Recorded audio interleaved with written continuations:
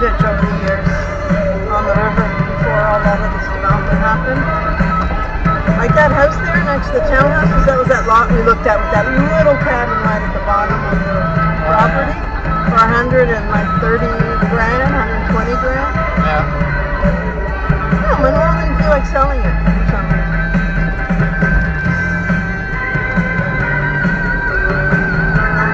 Yeah, I don't think he thought it was worth it.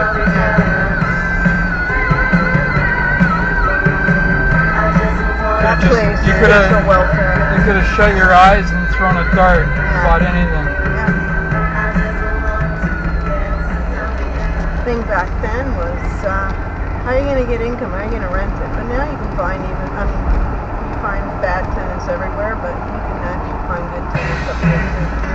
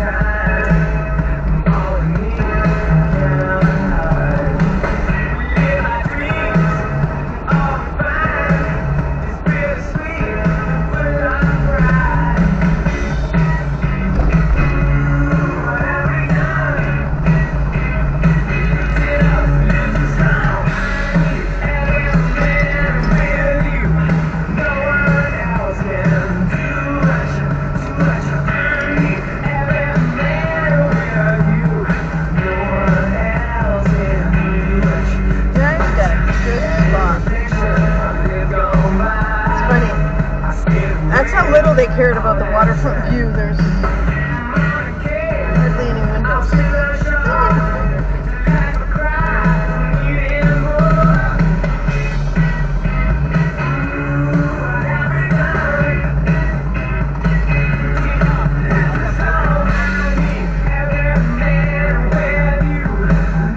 That's a lot of people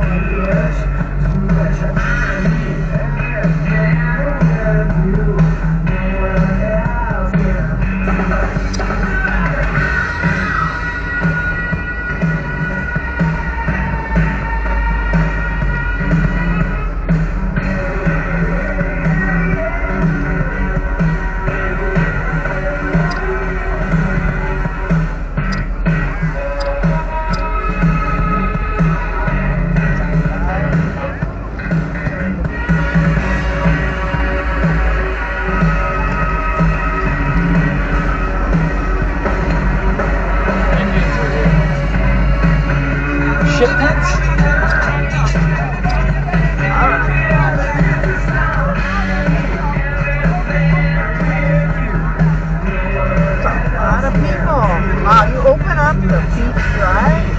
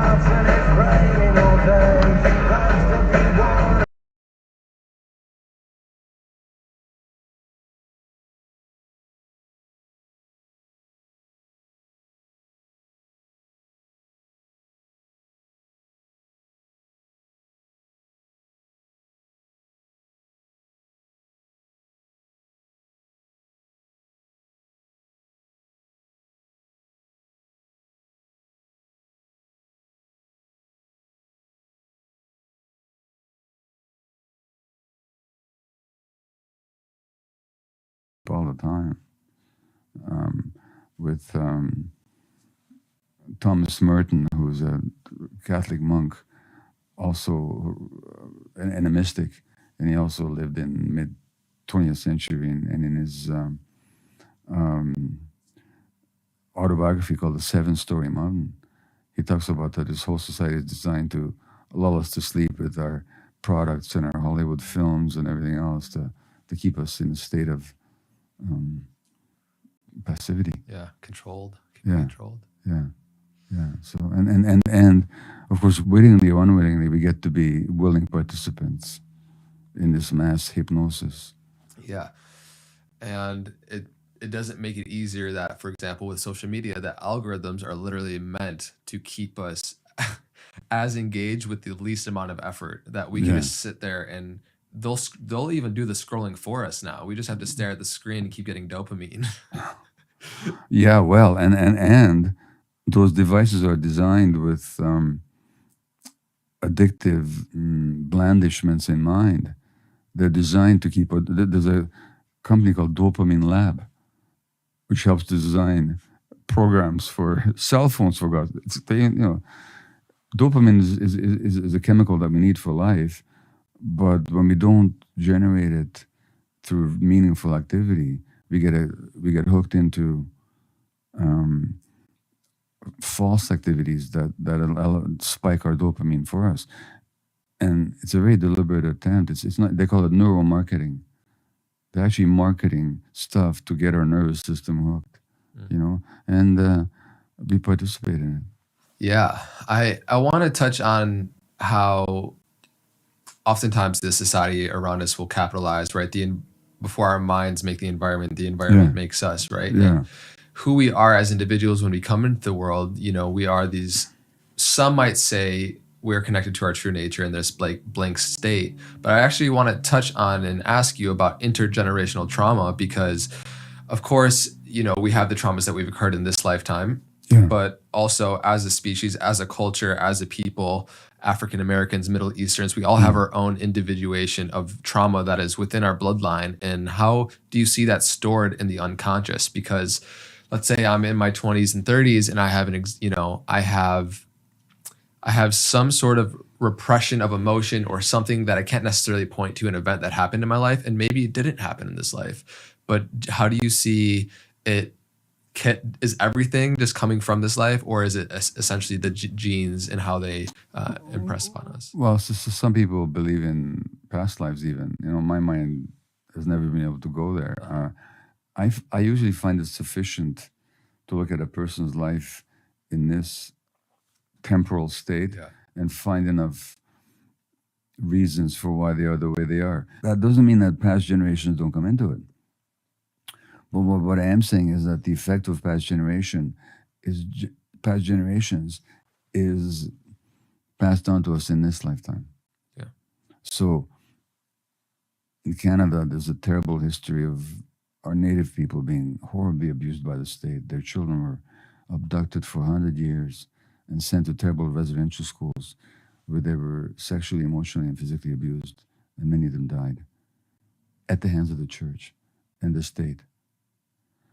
It so happens that our Indigenous Canadians also make up a large percentage of our prison population. They have much higher rates of addiction, suicide, mental health issues, physical illnesses that they never used to have before colonization.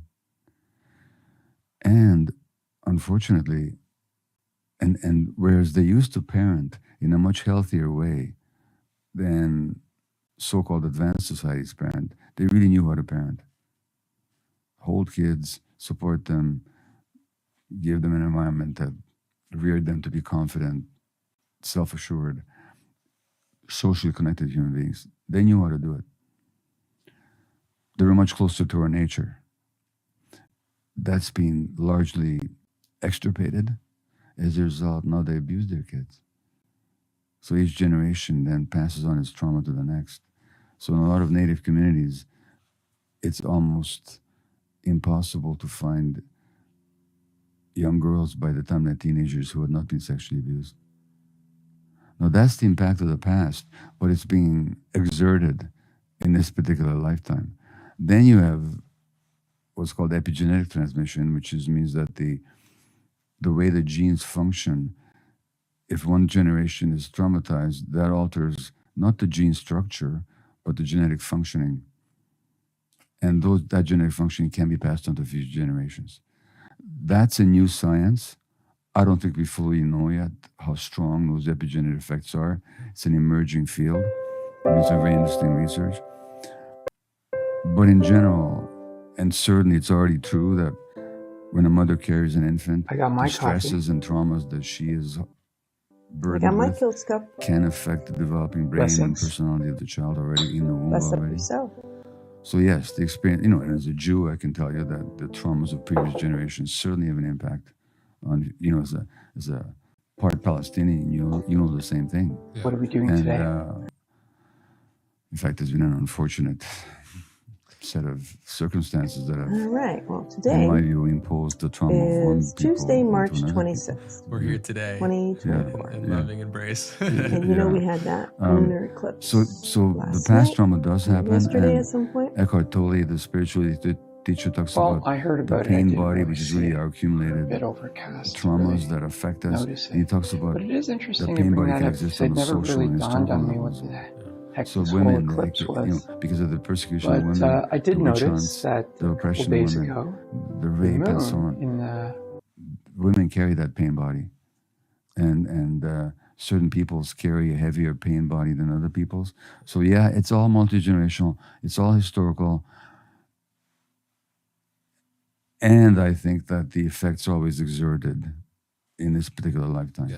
Yeah, absolutely. I think in the middle part of the book, you give so many examples of how the trauma that we store within us lead to the manifestations of illness. For example, racism leading to asthma, or even within culturally, how African Americans deal with hypertension more frequently, and how sometimes we just look at the diagnosis of whatever the disease is and think that that's it. But like, there's all these psychosomatic emotional elements that we just are not aware of, that are often the real reason for why we have the manifestation of a disease or a diagnosis. So is there anything you want to speak to there? Because I thought it was so fascinating, and all the examples from gender to race to the different things that we hold within us that create the illness. Sure. So this is where my profession, the medical profession, is so remiss in its duties, because we have the science now.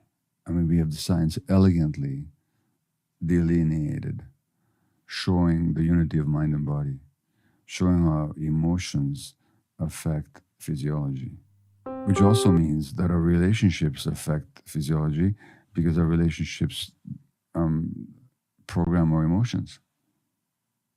So when there's a study that shows that parents are very stressed, their kids are more likely to have asthma, it's because the stresses of the parents affect the physiology of the child. That's been known for decades. It's not even controversial. And yet, you go to the average physician with asthma, they'll never talk to you about stress. They'll just give you inhalers, which is necessary but not sufficient to deal with the issue. Same way, there's been a study that showed that the more experiences of racism a Black American woman has to endure, the greater risk for asthma. Now, the physiology is very simple.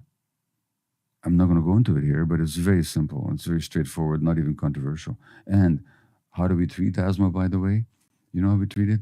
We give people stress hormones. We give adrenaline and cortisol in the form of injections or inhalers. Should we maybe ask ourselves, gosh, we're treating it with stress hormones? Does stress have something to do with it, maybe? As a matter of fact, if one asks oneself, which medications are used most commonly across the board? If you come in with inflammation of the intestines, as in colitis, or the joints, as in rheumatoid arthritis, or the skin, as in eczema or psoriasis, or the nervous system, as in multiple sclerosis, or the lungs, what do we give people? We give people steroids. What are steroids? They're the stress hormones that are adrenal gland manufacturers. Maybe we should see that there's a connection between stress and all these conditions, and there is. So, great pioneers of medicine, who I won't name now, but they're in the book, in the 19th century already identified that multiple sclerosis, rheumatoid arthritis, and breast cancer were related to stress. They had no science then. They were just giants of medicine with tremendous insight. Since then, there's been 100 years of research showing the relationship between, say, stress, trauma, and rheumatoid arthritis. And there's women, by the way, who develop 70 or 80% of autoimmune diseases. Nobody understands why. Well, they just happen to be the stress absorbers of their whole families and of their men as well. That's why they have more stress-related conditions such as rheumatoid arthritis, much more. It's also simple, it's also straightforward, and it's also scientific. To go back to Black Americans and hypertension, they have a higher risk, Black American men have a higher risk of high blood pressure, hypertension it's called. Their genetic relatives in Africa don't. It's not genetic. So what is it? Well, let's do a simple linguistic exercise. Take the word hypertension and split it. Hypertension, hypertension. Oh, too much tension. Black American kids already have higher blood pressure than white kids. And why? Because of the stress of racism. And just to conclude this, a wonderful American physician called George Engel, back in 1972, called for what he termed a biopsychosocial view of medicine, which is to recognize that our biology is inseparable from our psychology, which is inseparable from our social relationships. We are biopsychosocial creatures. And all those influences determine our health or our illness. Once you see it, it's like obvious, right? Yeah. Do you feel like the medical professionals is just it's a problem of ignorance, or is it really malevolent intent from higher up corporations that, obviously profit from the ongoing cycles of not creating cures, but keeping customers? Well, it is true that pharmaceutical companies want to create products that people will have to take for a long time. So they're not particularly interested in cures, but they don't even have that vision. But what makes the medical, and there's lots of examples of chicanery in the pharmaceutical industry where drugs are promoted as much more effective than they really are, or the side effects that are known are kind of denied or diminished, So they're not above as any profit-making entity. Their bottom line is profit. Ethics is not high on the list.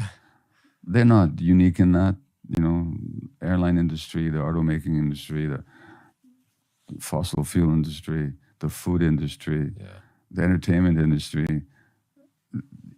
Ethics isn't, corporate ethics is kind of like a oxymoron, like military intelligence, the two don't go together. Like you say in the book, it's not like they're trying to kill people. They're just trying to make money. And if they kill people, it's just like a they're not trying to kill you. They just don't care if you die.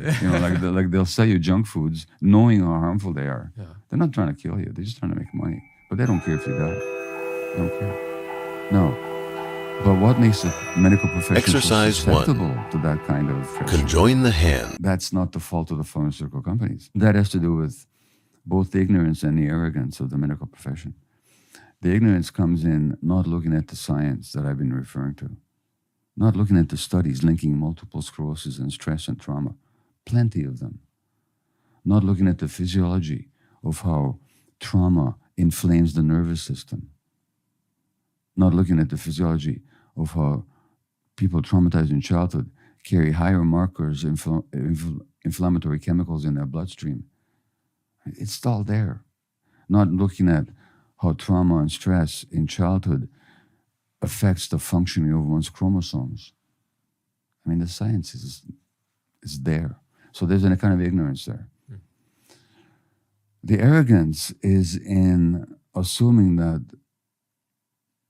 doctors don't think they know everything, but the arrogance comes into thinking that what they don't know is not worth knowing.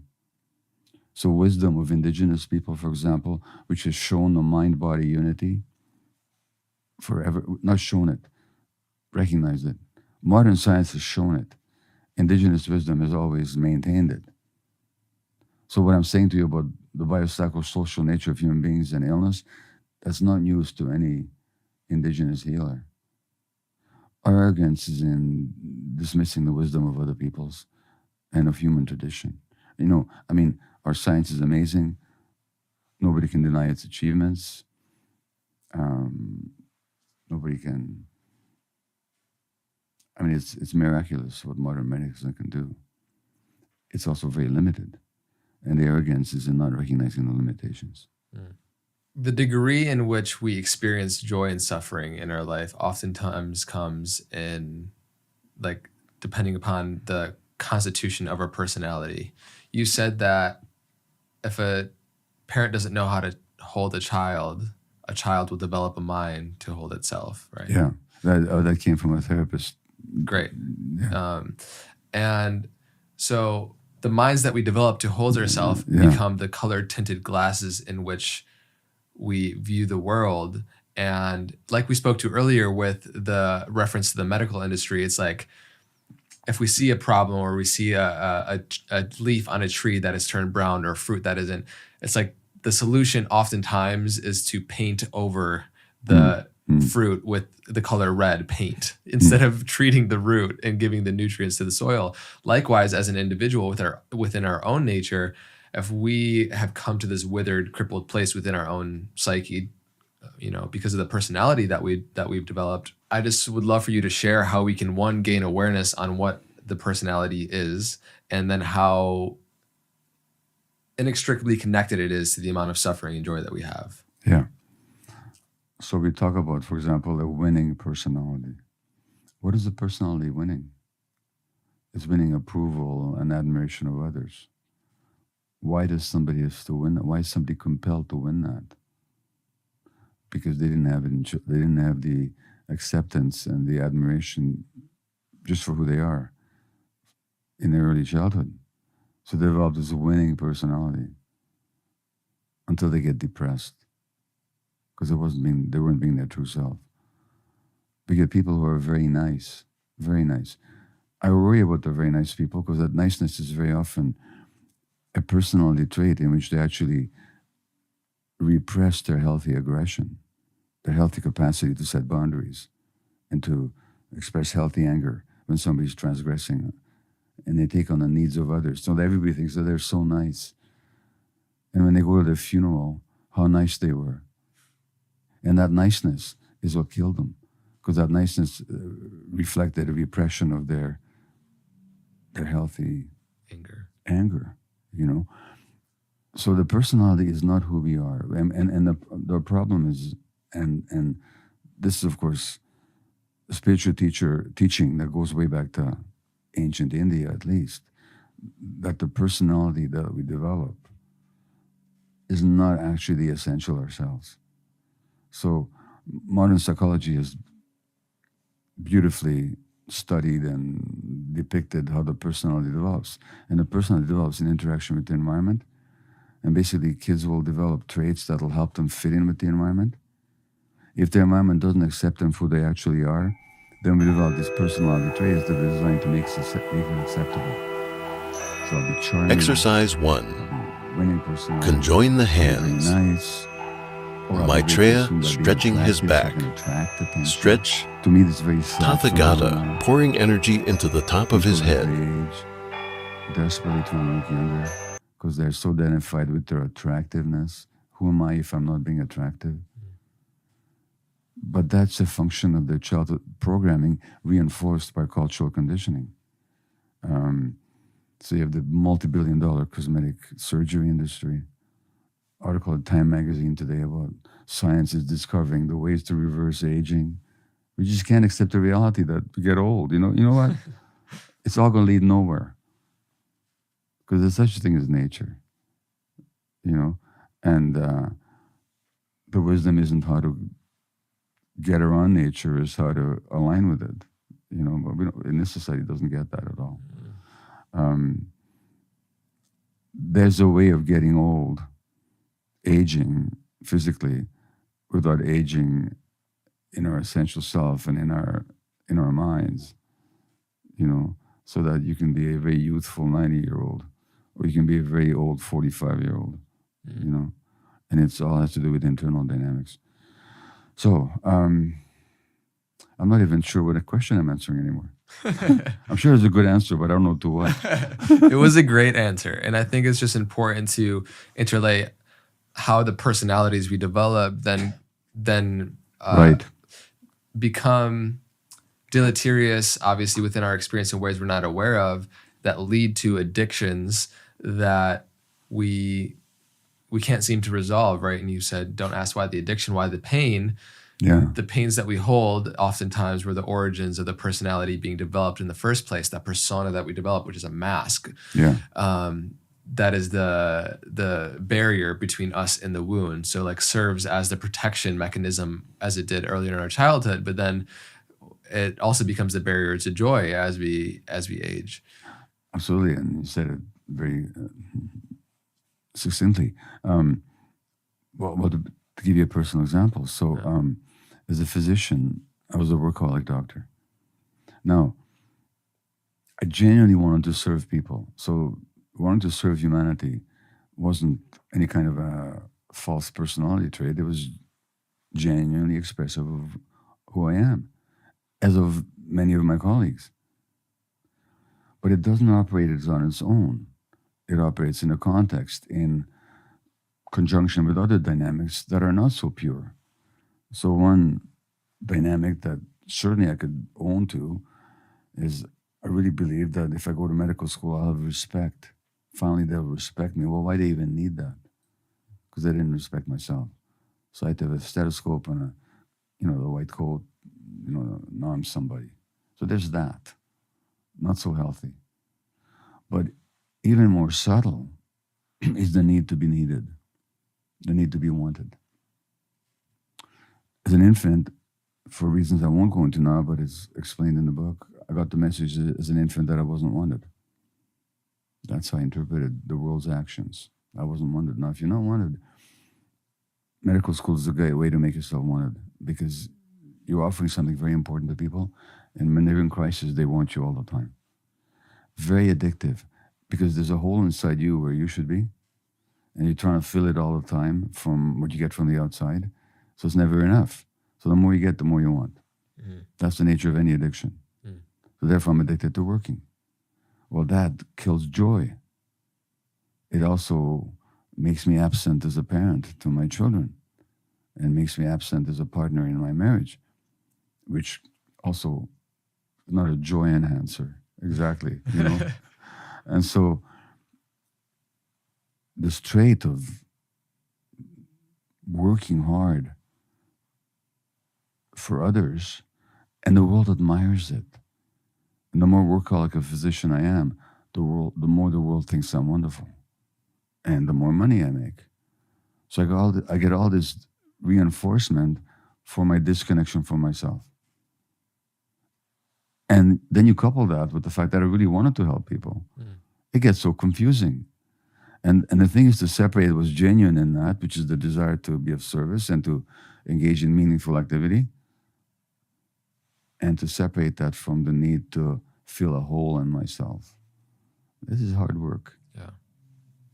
And in society, again, it seduces us into that disconnection and even rewards it. Yeah. I have a secret. With new Secret clinically proven aluminum-free deodorant, you can almost miss the bus, but smell like you didn't. Secret helps stop odor before it starts. Smell fresh for up to 72 hours. Secret works.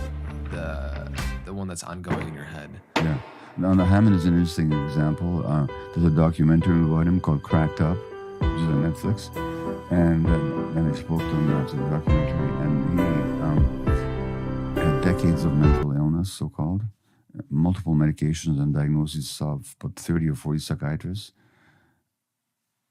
They all try to figure out what's wrong with his brain, give him the right medication, until a psychiatrist finally said to him, I don't want to call what you've got an illness. You've been abused. And he was in childhood. That's what the documentary is about. And so the self-cutting was one manifestation of his so-called mental illness. Yeah. And anybody who cuts themselves, when I speak with them, my question is not always what's wrong with this behavior, but what's right about it. What's it doing for you? Now, anybody who self-cuts, and I give several examples, Daryl being one of them, is that cutting serves a purpose of, first of all, it gives them a pain they can identify, as opposed to this searing emotional pain that's just so confusing and so threatening. It gives Daryl a crisis he can handle. Now he has to run around finding bandages and dealing with the cut, as opposed to the chaos in his head, the crisis that he can't handle. Self-cutting also releases the body's own painkillers, the endorphins. So you temporarily actually might even feel better. Like numb it a little bit, Yeah. So the point of the Daryl Hammond incident or episode is to show that these mental health, these so-called mentally ill behaviors, they all serve a function. And that function has to do with dealing with the trauma that has not been addressed. And Hammond is a very forthright, self-disclosing example of that. So there he is on the one hand. He appears on Saturday Night Live more than anybody else.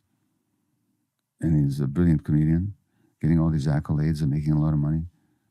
And just tormented inside. Until finally says to him, there's a reason for that torment. You're not crazy. Yeah, so beautifully put. I think, I mean, you shared as well, like it's never the thing, right? It's not the heroin, it's not the whiskey, it's not the social media, it's always our relationship to it. That's right. Because somebody could have a completely healthy relationship with a plant medicine, with their phone. So it's always a relationship to it. And so how do you... Or even a glass of wine. Right. Or, whatever, yeah. Yeah, I guess what is the distinction there in somebody that has a healthy relationship versus not, and how does that manifest in our life? In a healthy relationship with any behavior, whether it's to do with, say, a glass of wine, or your work, or your sexuality, or your relationship, or how you relate to food, clearly we can have a healthy relationship with food. In fact, we have to. But we can also have a dysfunctional relationship to food that could threaten our health. The key question is, are we aware? Are we conscious? Are we making deliberate choices? Or are we driven by unconscious pain? And so the unhealthy relationship is always driven by unconscious pain. So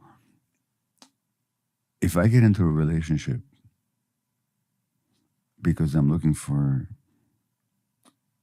a life partner with whom I can grow and whom I can cherish and feel cherished by, even if it takes several relationships to get there, that's just healthy human behavior.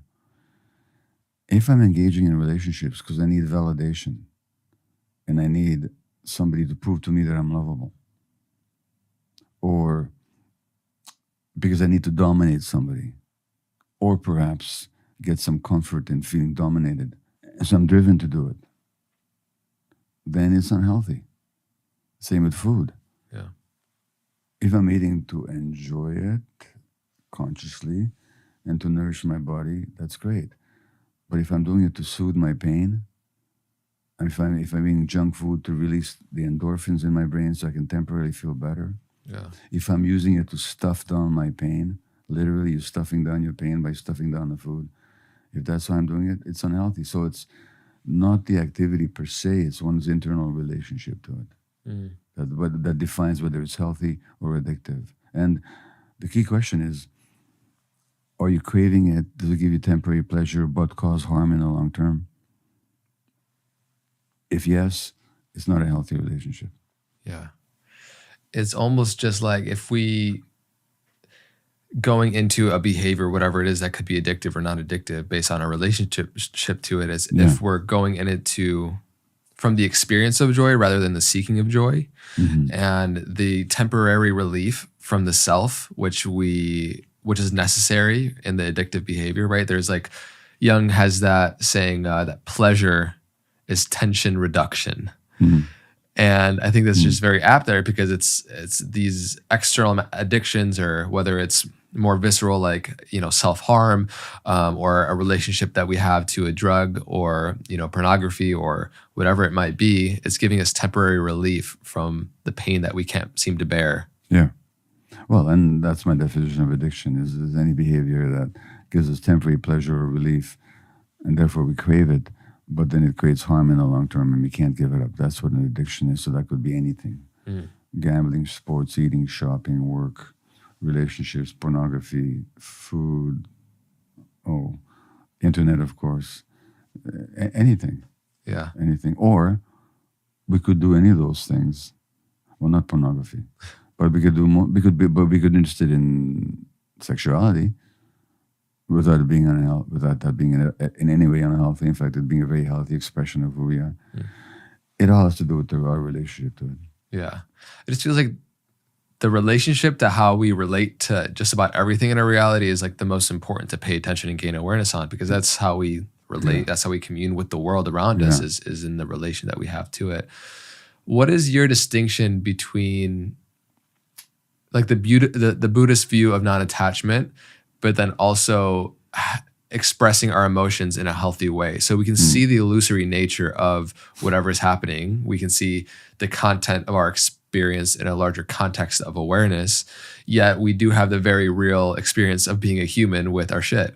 And so how has it been, either for you on your journey and how you support people to be non-attached, but then also be very authentic to your real-time experience? The word attachment, it's interesting because it's got two uses. When the Buddha talked about attachment, he talked about an unhealthy craving and holding on to mind patterns or behaviors or objects or anything. So we're too attached. So letting go of attachment, non-attachment is kind of a Buddhist ideal. Is that we don't look to the outside to fulfill us. That's really what non-attachment is about.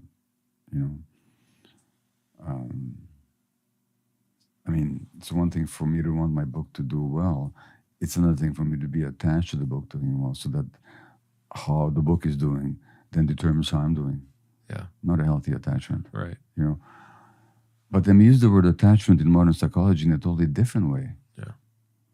Where attachment actually is this relationship between parent and child. Yeah. Connection. And it's essential. Yeah. So all mammals are creatures of attachment. No mammal would survive without attachment relationship with the nurturing environment. Yeah. Where the attachment is a drive that pulls the parent towards the child and the child towards the parent. Or the drive that pulls two adults together, like it's a gravitational force that pulls two bodies together in order to procreate children, or to live in community, So attachment in that sense is a healthy human drive. Here's the kicker. Those people that don't get their healthy attachment needs met in childhood will become attached in the Buddhist sense to externals. Because they haven't got the internal fulfillment and connection to themselves. Now they have to get it from the outside. So the lack of attachment in the healthy sense leads to that attachment in the unhealthy sense. That's a very powerful distinction, because we're going to create all these coping mechanisms and behavioral compensations if we don't get our basic fundamental needs yet, which we spoke to in the previous live podcast. So in the pursuit of expressing our emotions in a healthy way, what is a healthy expression of our emotions if we're not to suppress it or repress it or express it in a way that is dangerous or harmful to those around us? How do we release what is inside of us? And somebody you quoted in the book, what's in must out. Yeah. Well, what is in us must out. In this case, the physician researcher who said that was talking about our creative urges. If something is inside us, we have to give it expression. Otherwise, we'll choke. He said, Which I'd love to go there as well. But then also there's these emotions too. Well, so one of the essential needs of children, one of the essential developmental needs of children, in the absence of which child development is distorted, is the freedom to express all their emotions. Now, in our brains, there are certain emotional circuits. We're wired for them. They include anger, lust, curiosity, playfulness, caring for others, fear, grief, even panic. We're wired for these. We share these circuits, by the way, with other mammals. The child, in the course of their development, will experience all of them. They have to be able to express it, and to have that expression received, understood, attuned with, and held by the adult world. When that doesn't happen, we start stuffing our emotions. We start disconnecting from ourselves in order to belong, in order to be accepted, to be acceptable. So then we don't know how to express healthy anger anymore. Healthy anger, there's nothing negative about it. Healthy anger simply says, you're in my space, get out. All animals have it. You know, you enter an animal space, you get an anger display. Yeah. You know, which is good because it prevents violence. So at least it reduces the chances of it. It's a boundary defense. That's all it is. You're in my space, get out. Yeah. Whether that's physically or emotionally true. No. Healthy anger is simply a no, which at the same time is a saying yes to yourself. When people are not granted the experience of going through healthy anger, having that understood and respected by adults, they suppress it. Now it'll burst out of them in a volcano. Either they totally repress it, in which case they become sitting ducks for malignancy or autoimmune disease, because those are the studied traits of people who develop these conditions. I don't make this stuff up. I've seen it, but I don't make it up. Or they get into states of explosive anger, which is like a volcano where the pressure's been building and building and building, and poof, all of a sudden the volcano blows its top. Yeah. And so the question, if I can translate your question, is if in childhood we were made to repress that healthy anger, how then do we learn its expression as adults? Yes. Well, that's a question of good therapy, I think. I think, you know. Yeah. Would you just say like creating a nurturing environment for that to be released from within? Because in interpersonal dynamics, whether it's within our family or friends or lover, it's like these repressed emotions that we haven't dealt with are a pebble in our shoe that kind of make us shittier versions of ourselves constantly. And until we can like have, I guess, the safe space to like take off the shoe and take out the pebble, which could be through therapy or psychedelics and a lot of the modalities that you suggest. Yeah, or even just awareness. Yeah. If I'm aware that anger is rising within me, well, then if I can be an observer of it and hold it myself, not that I shouldn't experience it, is that I should experience it, but I don't necessarily have to act it out on somebody else. Yeah. Well, that's a question of self-awareness, mindfulness, physical practices. A lot of the martial arts are not about killing others. It's about being present to yourself. Since you brought it up, there's this beautiful part in the book where you, towards the end, page 412, you go into before the body says no, a self-inquiry exercise, right? Yeah. These different questions that you suggest people explore in order to gain access more and more to their true selves. And oftentimes we've created a life for ourselves by virtue of an inauthentic version of ourselves. Yeah. And in the pursuit of creating an authentic reality, we first have to discover who we authentically are. And so I'll share these 5 questions and then we can touch on them. Let me just preface it by saying that this relates to a book that I mentioned in the beginning called When the Body Says No, which I pointed out that the people who develop autoimmune disease and malignancy, as I said earlier, are people that don't know how to say no. Yeah. They're the very nice people who take on everybody else's stuff, and they don't know how to say no to the world. The body says no for them in a form of illness. And if they can learn from that, there's a lot of healing that's possible. Now, in this chapter, we're trying to say to people, well, do you want to wait to get sick? Or do you want to learn to say no before your body has to say it for you? So that's the intent of this chapter. Right. Which is, I think, a beautiful invitation for all the listeners. Like, it's not ideal, obviously, to wait until we have cancer to realize we have to deal with our shit, but to allow these questions to be a process of self-inquiry. Yeah. Question 1, in my life's important areas, what am I not saying no to? Question number 2, How does my inability to say no impact my life? So let's take an example. Yeah. I arrive here in LA. I call you up, Andre. Do you want to go for coffee or tea, whatever? But you've been up all night helping a friend, and you're tired. You don't feel like going for coffee, but you don't want to displease me. You want to be a nice guy, and you come for coffee. It's a very trivial example. Yeah. What happens to you afterwards? What do you feel afterwards? What's the impact?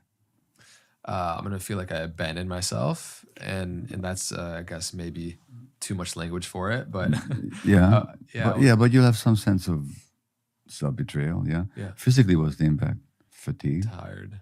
Yeah, of course. Yeah. So this little word "no," if you don't say it, there's a lot of impact. Yeah. So we're inviting people in this example to, what is the impact when you don't say no? I'm talking about a no that wants to be said and you don't say it. You know?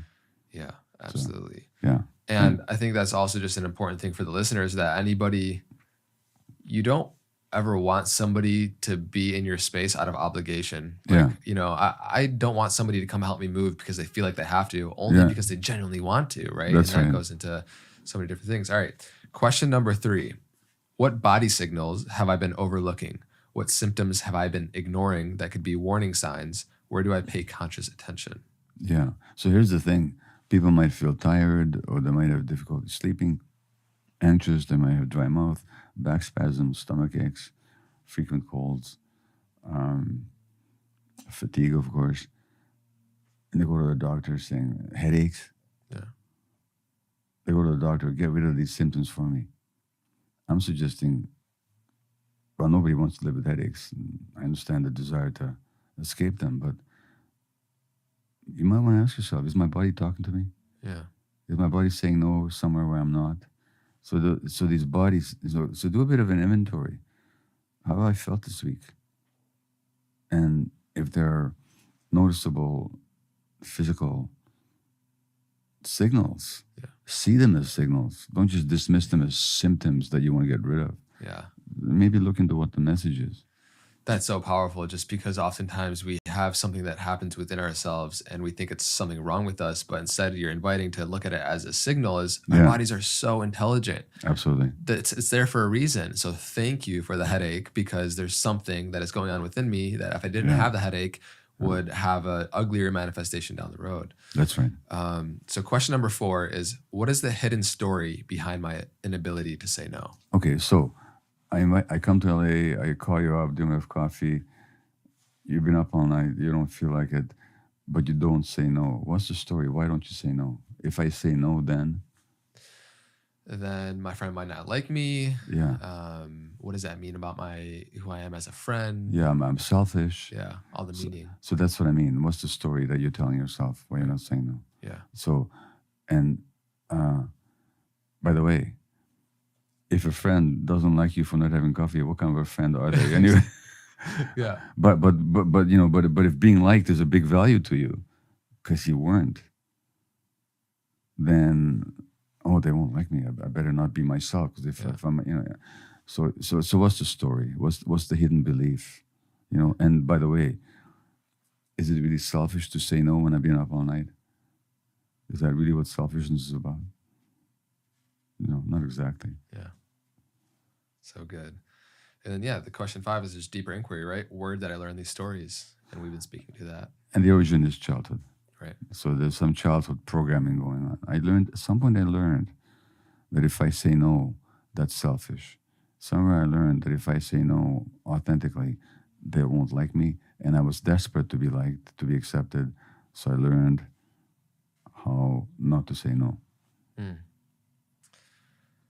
It's powerful. In the book you shared Jamie Lee Curtis's quote, in this society, there is a genocide of authenticity. Is that in the book? Maybe it's not. Maybe I got it from somewhere else. I was going to put it in there. Okay.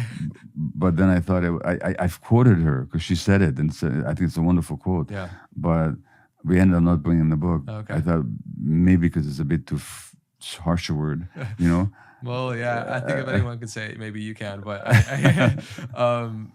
regardless, that's a very powerful pointer to, like we were speaking to, our inability to say no. we're going to develop friendships, relationships, and our external reality based off of the inauthentic version of ourselves that we hold on to so dearly, right? And then coming back into discovering who we are, going through this process, reclaiming our authentic selves, oftentimes there will be a crumbling of our world and the relationships that were attached to the inauthentic version of ourselves. That's right. So what words of advice do you have for people that are maybe going through that or will be going through that as they claim more of their authentic self, because there is a kind of perceived death of sorts that is happening when you're releasing who you're not? Well, if you start asserting your own true emotions and saying no where there's a no that wants to be said, some people in your life who you've trained to see you in a certain way will not like it. And so we talk about this tension between attachment, belonging, being accepted, and authenticity. As a child, you had no choice. Whenever it came to a tussle between attachment and authenticity, you had to choose the attachment, give up the authenticity. Now, as an adult, if you start choosing authenticity, you say in a marriage, that's really not working for you. And your partner is just not willing to look at themselves in any way at all or to work on it. Well, as you grow and as you change, you become more authentic, they're not going to like it. Now you have a decision to make. Do I still choose the attachment and suppress the authenticity? Or do I choose the authenticity at the risk of losing the attachment? What it comes down to is not whether you're going to be in pain or not, because you are. Which kind of pain would you rather be in? Do you want to choose the pain of self-suppression or the choose of the loss of certain attachments? I can almost guarantee it that as you choose yourself and the authenticity, you'll have new attachments that are higher level, more respectful, more authentic, more meaningful, more fulfilling, but not right away. In the beginning, there might be an estrangement and alienation. There's somebody at the event that you and I participated in last night, whose story I know, who was sexually abused as a child by their grandfather. In fact, they have a book coming out. In fact, I can mention it. The book is called Glimmer. When she got in touch with that and she began to talk about it, a lot of her family renounced her. And Kim had to go through the pain of the loss of attachment figures in her life. But not being authentic was killing her. Yeah. So it's a question of which pain would you rather have? The pain of suppressing yourself? Because believe me, it's going to cause pain. Or the pain of losing some attachments. That's the choice you have. It's like either you choose pain or you keep letting pain choose you. Well, exactly. That's exactly what it is. Now, eventually that pain will heal. Yeah. But you're going to have to go through that process, which is why so many people are afraid of going through it.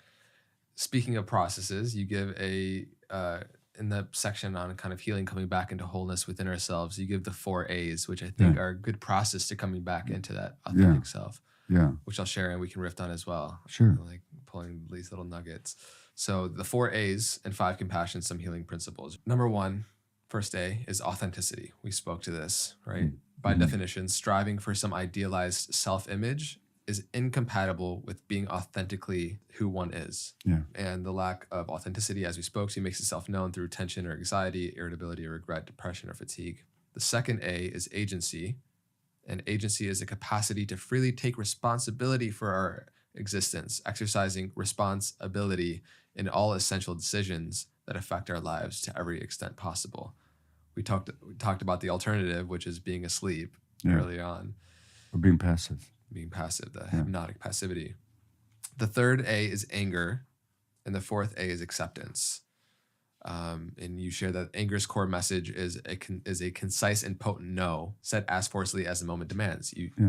Very important. And acceptance, beginning with allowing things as they are, however they are, before we can try to integrate it and embrace it and move on. So and to tell you the truth, we missed out an A that should have been in there, which is called awareness. Because awareness is kind of the ground for all the other 4, and some of you missed. We weren't aware enough to put awareness in there. So the reader will have to forgive us for that. But yeah, those things are essential for health. Yeah, beautiful. And the awareness, like you spoke to, that's just so crucial to even begin the process or have the desire to. Yeah. You give a really beautiful distinction as to, I mean, I've studied Eastern philosophy, quite a bit, and like that's the type of, I guess, texts that I most enjoy reading. And in Eastern philosophy, there's not a whole lot of talk of creativity from my perspective. And I love the framework you give on how sensitivity is tied to our creativity, because creativity is such a big part of why we're here. We are creative beings. We use our life force energy to bring things forth from the unmanifest to the manifest. And oftentimes our sensitivity can be viewed as something that is hindering instead of a superpower. And so how do you view the relationship between the two? Well, sensitivity is simply a trait that people tend to be born with. It's probably significantly genetically determined. And the more sensitive you are, the word sensitivity itself comes from the Latin word for feeling. The sensere means to feel. So the more sensitive you are, the more you feel. Now, the more you feel, of course, the more you absorb and sense and get in tune with the environment, which is what artists do. Poets, artists, actors, creators of, sculptors, actors, dancers. It's like they have these antennae out that just pull in energies, which really promotes what you call the superpower of creativity. But that same sensitivity also makes them more susceptible to pain, because the same touch that would be experienced as trivial by somebody less sensitive really might hurt the sensitive person. So when you get sensitivity combined with trauma or stress, you get a lot more need to protect yourself. Hence the high rate of addiction amongst, say, actors and musicians. Because they're the sensitive people, they're hurting more. Yeah. They have more of a need to escape from their addictions. And you get one Hollywood story after another of some big star divulging their addiction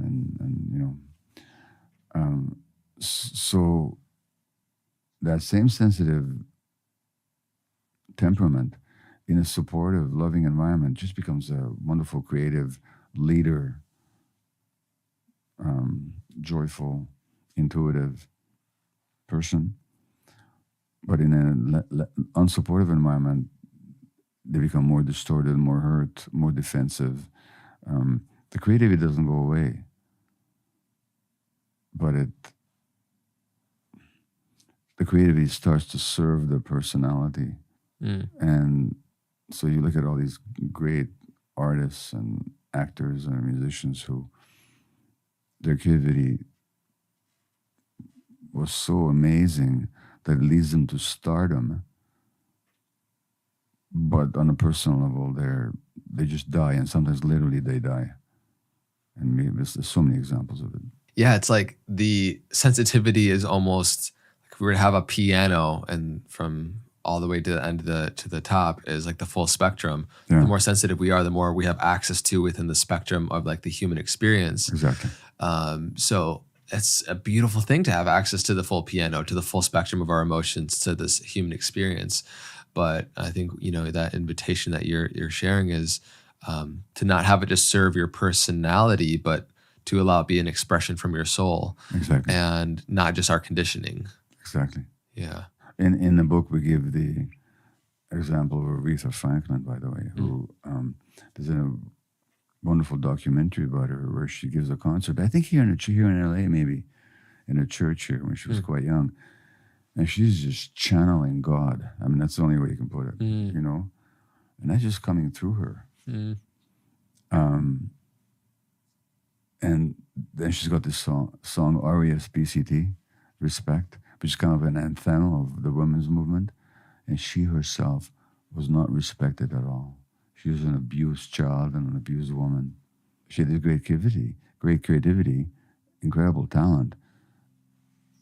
But she was hobbled from being her true self in her personal life. And I think that contributed to the illness that killed her. The more that you grow on your journey and the vast amount of experience that you've garnered in your life, do you see a divine design within our wounding? For example, nature is obviously intelligent. It doesn't necessarily have to be a higher power and a god and some guy sitting on the clouds, but nature's intelligence is almost, in ways, it feels like, is giving us our wounding so that we can strategically move through what we need to move through to gain true access to ourselves. And so through your experience working with so many people, on the other side of our challenge is our gift. So how do you feel like the link is there? And do you feel like there is that kind of divine design within our wounding and how it shows up and the purpose it serves? So the Greek playwright Aeschylus has in one of his plays the statement that the master Zeus created us so that we have to suffer into truth. So when you talk about divine design, I just think, I don't want to go to the question of divinity, but there's something about our nature that there's a kind of intelligence in it that wants us to be authentic to ourselves. Not just us, any creature in the world, a plant, an animal, anything. And there's a wonderful spiritual teacher and psychological theorist called A.H. Almaas, A-L-M-A-A-S, from whom I've learned a lot. And he writes the following. He says, your conflicts, all the difficult things, the problematic situations in your life are not chance or haphazard. They are actually yours. They're specifically yours, designed for you by a part of you that loves you more than anything else.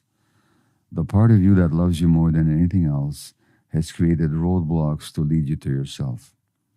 You are not going in the right direction unless there's something pricking you on the side telling you, look here, this way. That part of you loves you so much that it doesn't want you to lose the chance.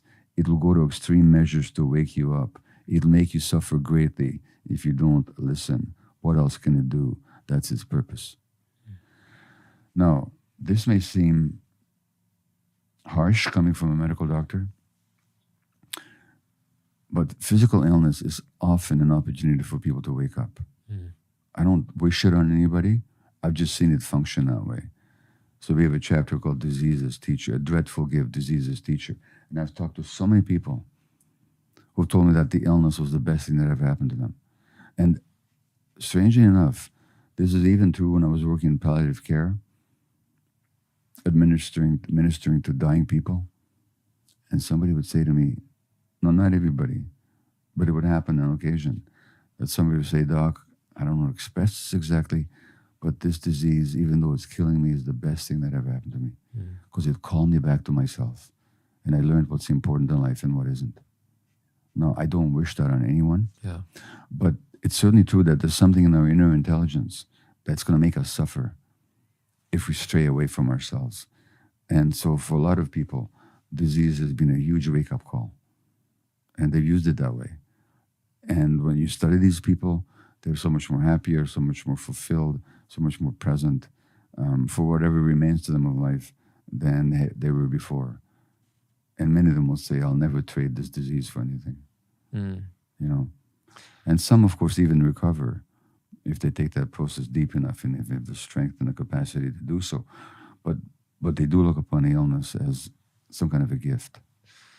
Yeah, it's like the switch between asking why is life treating me this way to what is life trying to reveal to me? Yeah.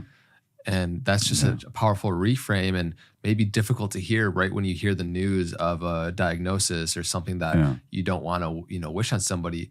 But ultimately, billions of years of evolution have gotten us to this point where the intelligence of nature is so widespread, prevalent, omniscient, omnipotent, and there's no way around it. And we are nature. Well, that's the whole point. Contrary to the definition of it, funny enough. Yeah, we are. And just to assure you, if you came to me with an inflamed wrist, I wouldn't begin to talk to you about what stresses in your life and how I deal with your inflammation first.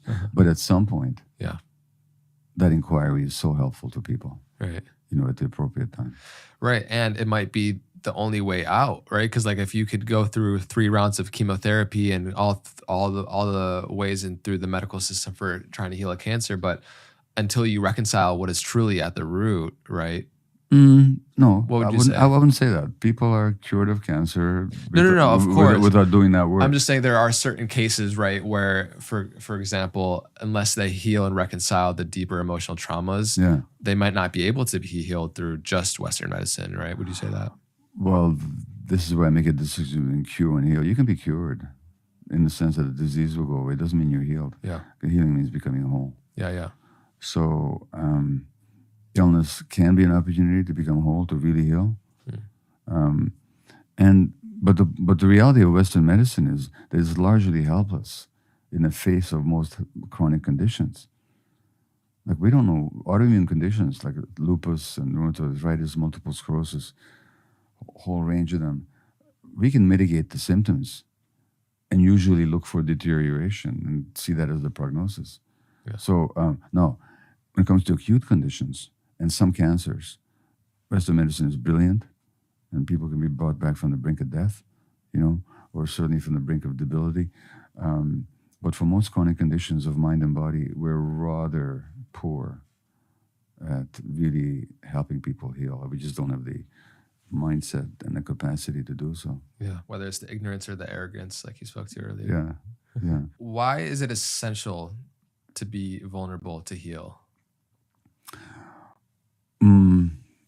Well, it's not that it's essential to be vulnerable to be healed, because everybody's vulnerable.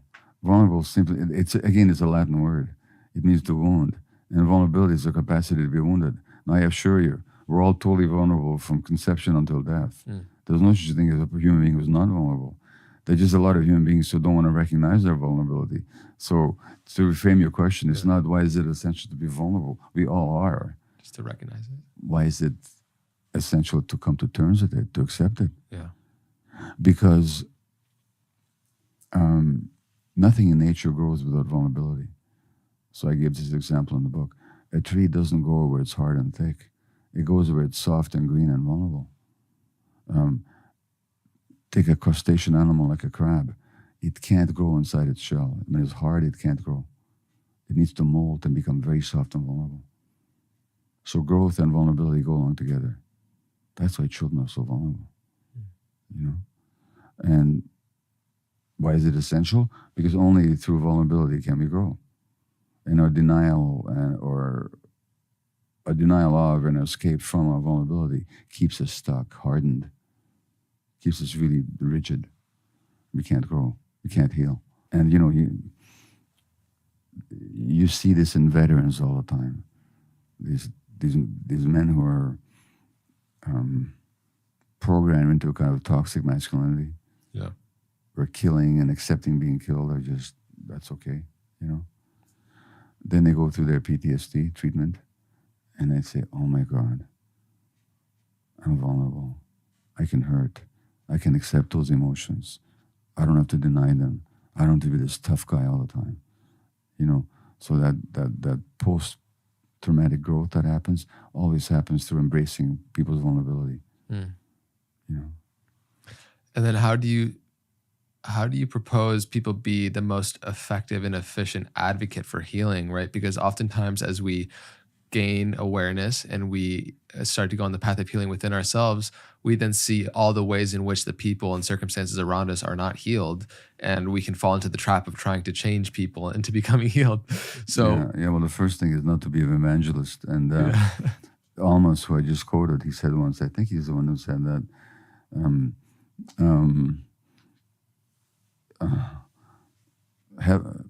protect us from the people that want to save the world, Yeah. So if you find yourself filled with evangelic fervor, look a bit deeper inside. Yeah. What is it that you're trying to do by trying to save the world? That's on the one hand. On the other hand, when I was working with severely addicted people in Vancouver, they would say to me very authentically, "Doc, if I ever get out of this, I'm going to spend the rest of my life working to make sure that nobody else has to go through this." So as soon as there's healing and a movement towards wholeness, there's a genuine movement towards wanting to heal others. Yeah. So that should not be dismissed or derided. It should be honored. But the question is, what's driving it? So I'm telling you, whenever there's an evangelical fervor where you need somebody to heal, or where you need to heal others, but it's a need, Yeah. then you better watch it. Yeah. And you do some more healing yourself. You know, Yeah. so that's the distinction I'd make. Yeah. My friend Peter Crone always says that there's none so self-righteous as the newly converted. Well, exactly. Yeah. And I've been through that a number of times. Yeah. Where there's a new insight, a new impression, a new wisdom, you might even say, in a way where you want to inflict it on everybody, you know? Yeah, totally. And, Same. and nobody can stand it. Yeah. But it is that natural tendency, I guess, or inclination of light to spread light, right? It's for awareness to spread awareness. And once we have that growth within ourselves, oftentimes we'll probably want to unconsciously enforce that on other people. But then the deeper desire there is to just expand what wants to expand, which is... Well, take your light analogy. Try pushing light. It can't be done. Yeah. And you can shed it. So that desire to push it on others is some unresolved problem that you still haven't dealt with. Yeah. And, you know, again, I've been through that. Yeah. Powerful. Be the light. All right, cool. Last couple very quick questions. Yeah. One, thank you so much for this, by the way. And everybody who's been tuning in and loving this conversation, let us know in the comment section below, and check out The Myth of Normal, link in the description. If you haven't already, I highly recommend you purchase it. It's very transformative. What is it like to be 78? I'm trying to remember. That was 3 weeks ago. I'm 79 Oh, now. wow. What is it like to be 79? Happy birthday. Thank you. What's it like to be anything? Look, this is a sort of a line I've often evoked. You know, so I'm 79 now, and I wouldn't wish to be as young and stupid as I was when I was 78. You know, so I am aware of it is possible to grow old, which doesn't mean to get more decrepit. It means to grow as you're getting old. It's possible to do that, and I hope I hope and pray I can stay on that path. You know. I know that I know more now, and I understand more now, accept more now, see more now, can suffragate more now than I ever could. So in that sense, it's very comfortable. On the other hand, I don't swim as fast as I did 3 years ago or 5 years ago, you know? So that's something to be accepted. So what's it like? So far, I like it. You know, it's not the 79 aspect that I like. It's just having a bit more access to myself. That's what I like. What advice do you have for young lads like me who want and see their trajectory of hopefully growing old and being maybe 100 one day, and up until that point, trying to do healing work and transformative work, much like of what you're doing? What advice do you have for individuals like myself that are on similar paths and trying to spread the light and awareness? What advice would you have? For myself? Yeah, just reverse your question. What advice would you have? My advice, I guess, for myself in that position would be to continue to stay true to myself and to unravel the gifts that I feel like have uniquely been given to me. Okay, so my advice is that you don't need my advice. Great. What do you feel like for you has been your single-handedly biggest lesson in this life, if you had to pick one? When you say to people, who do you think you are? That's a really good question, depending on how it's asked, because you're not who you think you are. If I just know that. Do you feel like you know yourself? I'm getting there. I've often said this, you may have heard it, but I've written my epitaph. Do you know what my epitaph is going to be? It's going to be carved on my gravestone. It's going to say, it was a lot more work than I had anticipated. So it's just ongoing work. That's all it is. Yeah. But that's not a negative thing. No. It's a good thing. It's a glorious thing. Yeah. Beautiful. What is the strongest memory you have of your life, if you had to pick one? Strongest memory? What do you mean strongest memory? Strongest emotional attachment, I guess, you have to a memory that sticks out. When you look over Dr. Gabor Mate's life and you see his history, what stands out as potentially the most impactful memory? I just don't think I can give you an authentic answer to that. Nothing. No worries. But if But if I allow the question to percolate in me, it's, who comes up is my wife. This is a relationship that I'm in and have been for 55 years. That's the strongest emotional resonance. Yeah. If you had to put in a succinct way what your wish for humanity is. Oh, freedom. People need freedom. They need freedom to be themselves. Freedom. If I actually did a workshop here in LA, I participated in it maybe 5-6 years ago, and the theme was, what is your calling? And by calling, I didn't mean what profession you choose. What calls you? And when you leave the earth, or when you return to the earth, what would you have wanted to have contributed? So I really got that my calling is that people are free. And so this book, it's all about liberating people, or helping people liberate themselves, put it that way. Freedom politically, freedom economically, freedom socially, freedom from their unconscious emotions, so they can be themselves. I think that's my desire for human beings, is freedom. And that's, I think, the essential endeavor of all the great work that has been done in the world, is the desire for freedom. You certainly are doing that. I know personally within my life, and a lot of the people that have been students of your work, how much freedom there is on the other side of this gained awareness and everything that we've been talking to today. So your work is very much so doing that. Thank you so much for the work that you're doing and for coming on today for the second time. Really appreciate it. We're live. And here to support any way We're that I live. can. Is there any last Good words morning, that you have friends. for the audience? It's the 28th of March, 24, a Thursday. How's everyone doing? It's on the downslide well, you've already said it, of the but, week. It's a if I great may be day. self-serving got for you, Carnivore George V. just Yorba really want Linda. people Good to be morning aware to of you, this my book of friend. mine. The Myth of Great Normal. day. I I am think not afraid of plants. I've already been No told that it's longer life-changing afraid for a lot of plants. people. We It's love the also plants, don't we? everything that I Oh, work here they for. go. Took a Every lot to day, write what this is book. it? I It's don't say this is a Be complaint. I'm saying Kind it's a reality. Day. I went Paulette through Hasty, panic. I went Brother through Ray, good moments morning of to you. 3 days of high blood Afsan, pressure, Afsani, good morning. all the Asta pressure I put Fjord, on good morning myself. from Iceland, my good friends in And the name is Iceland. just a satisfying expression Awesome. of what I wanted to say to the world. Let's see. And there Naira, was a patient of mine once who was a great Canadian DJ, poet. His name was Alan Tallman. And he became, let's after I see, became a doctor, Jacondeo, is that it? he became my patient. Let's see, And I said to him Barbara once, we'd have these Valajos. conversations during his I got it. offices. And I'd say, Warren, Mark I Knight, want to write, good but I morning. don't know what. Oliver, And he said, Davo, he Angelis, says, you'll SMF write when Carnivore, you're something to Ashran, teach the world. Ashran, good morning. And so this book is TH30, an expression of that, of what I've Puppies, learned and what I want and to teach. So Poker, I love it. just want people The to pay attention lovers to in it. the house, good morning to you, If my you don't want friend. to buy it, take it A out of the good man library. is alive and but, on the journey of notice it. life. That's All my right, request to the let's listener. see what my Beautiful. computer is I talking to me a little strongly too loud. encourage that. We It's gotta turn some him down. beautiful. It's You guys hear me? also read by Daniel Mate Gabar's Yeah, and I son should on really Audible. mention the book was written with and Yeah. narrated by my son Daniel, without whom I could not have done this work. Yeah.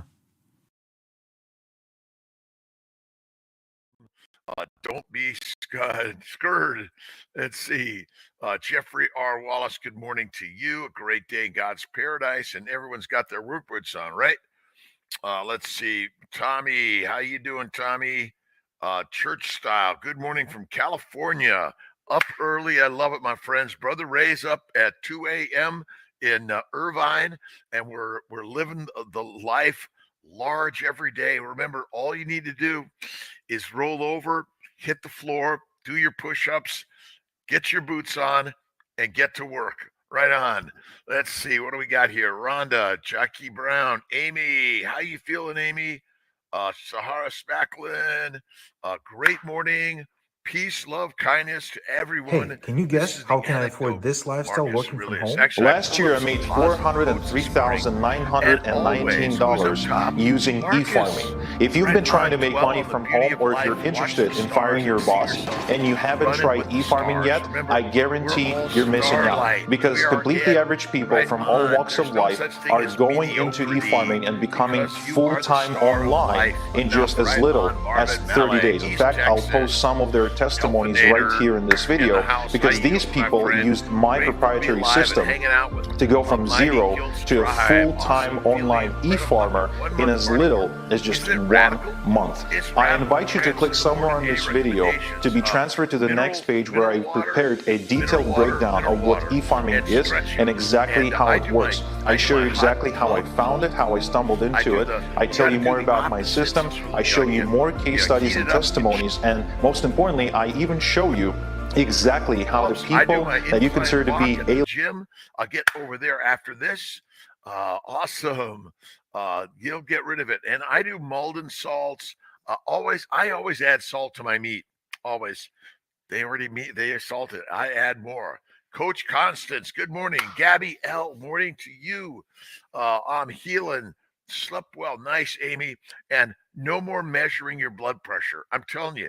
See, every time I measure something, I'm like, oh, that doesn't look right. But then again, if I just don't touch it, I feel great.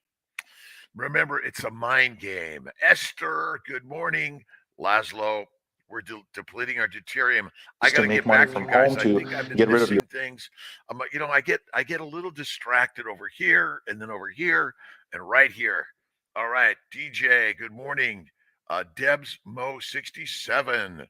Let's see. Nick George, Toronto, Canada. Mystical Child. From far alone. Tommy Hubron, far away. We are the children of the gods, my friends. Children of the gods. Look in the mirror and the God is right there. Then every day I always say, thank you, God, Lord, Creator, for the day. And get up and out. Get that good sleep. I take a nap or two during the day. The naps reset the synapse. But turn out to be utterly, ultimately harmful. What we were, I don't even say willing participants, but we're passive participants. Lee, good morning to you. Good. And God bless I could go all. on because the kind of passivity about us. And it's that Massimo passivity that allows advertisers my good friend, how to you doing today? All right, programs ashwagandha, and into my our blood homes pressure is and lower than it's been in 20 years. Maybe I should try that too, Amy. It's a supplement. And again, I've been watching a series, I think it's through Slice, on the people, the Mongolians, that they either herd reindeer or camels. And amazing people, an amazing life. And you guys, and whenever I look at what other people are doing in the world, and we got it so easy, right on, loud and clear, nice. Poland, Nelka Betelka. How you doing, Nelka? Blunt tubes, lilies of life. Absolutely. A little wave and shout out. Thanks everyone for stopping in with Kiltsy in the morning. I appreciate you. 6 weeks into carnivore. Listen, I honor the vegans, the vegetarians, the Mediterraneans, the pescatarians, and the carnivarians. Honor everyone. But ultimately, eating the fatty meat is the most critical thing you could do for true health and wellness. And the plants, where's the plant? The plants are the predators. And you and I are just the prey for them, right? They're drugging us up. All right, Esther, Lee, Vicky, Rockman, Jamaica. I love you, my friend. Oh, son's birthday. Happy birthday to your son, Rockman. Lucky son. Right on. Daryl Schaub, good morning to all of us. And goitrogenic foods. I don't have Malcolm here today, but I've been working on this. But the goitrogenic foods, I bet, are taking down your testicles, your ovaries, your brain, your eyes, your thyroid gland, your gut. Every organ system of our body is damaged by the same goitrogenic foods. This is from I-35. Glad and we're so blessed. Leo, ourancestorsfoods.com. Go to Leo, ourancestorsfoods.com. Amazing meat, great stuff. I highly recommend it. All right. Sahara Spacklin, good morning, Dr. Kiltz. All is we must take into consideration that many of the great people quoted and learned from includes Jesus, were not carnivores. They did not have refrigerators nor convenient supermarkets. Omnivores, they made great contributions to humanity. Absolutely. But Carnivore, drying aged meat, it lasts longer than plants all day long. You're right. We did eat the plants for the last 10,000 years. We've been drugged, but ultimately, we are the masters of the meats. Eat the meat, the fatty meat, feel better than ever. Michael Pregler, good morning to you. And remember, the Bedouins, they ate the meat. That's what they were, the Bedouins. Eat the meat, be the master, eat the mush, we can meek. But again, we're just telling a story. And to me, JC is a rock star. All right. Let's see. Where are we in this life? Who are we? Stephen Richards, Cosmic Ordering. The only time you fail is when you fall down and stay down. I take a nap every day. It's like, oh my God, just stay down, lay down, rock star it up. All right, Daryl, should we get to our daily Stoic quote yet, or give it a couple more minutes before we get going? Smokehouse, raw meats last months in there. The raw meats last longer than you know, and let them dry age. Amazing. Pemmican, make pemmican. It's amazing. Noel Batista, good morning. Kilt's Mighty Tribe. KMT. M. Cash, good morning to you. Good afternoon, good evening around the globe. It's a great day. Sarah Spacklin, Sahara Spacklin, Michael Pregler, Chris Fairbanks. Smoke it up. Inside the yurt, the amazing people of the Mongolian era, the steppes where they hunt reindeer, and to see like a 12 or 13-year-old hunting a bull, amazing. And they then dry the animals inside the yurt right behind the rest of everything else they're doing. Now they did have some modern flower stuff there, so that is a downside. All right. Rockman, sending blessings to my son Max in Canada. He's 30 today. Nice, and still oblivious to the carnivore way. But we are the examples, aren't we, Rockman? Let's see. Help me pray he finds his way, lion like a lion, to eat and drink in a natural way. To all of our children, brothers and sisters, young and old, lion's the way. And I know you're thinking, Kilts, you're crazy. I think you're right. But I'm learning from the best every single day, and I'm grounded in the meat. All right, Keith. Good morning, Keith, from Plymouth, Michigan here. Eulogy and obituary, enhancing, improving, and invigorating opportunity time. Let's see. Frickin' Raha. All right. Let's see. My good friend Mitch Stern from Miami area, rock star at young 60. He's a boxer, but he's getting out in life and creating and helping people build amazing careers and helping people share with others. That's it. All right, Leo, you're the best. We love you, my friend. I've had two topics. Rachel Monique Morales. Sometimes you have to clip or remove the tubes. Go carnivore. I know people are saying, what do you mean carnivore? Carnivore, or the baby's diet: bacon, eggs, butter, beef, Kilts' ice cream, salt. And don't forget, I do typically one meal a day. Yesterday I had bacon and eggs for breakfast, and Primal Bod Candy's got Kiltsy doing a little breakfast, and then I did at Capitol Grill, UTC Mall in Sarasota area. I did a bone-in fillet with lobster with ton of melted butter. Oh, rock star. All right. Michael Keene, good morning.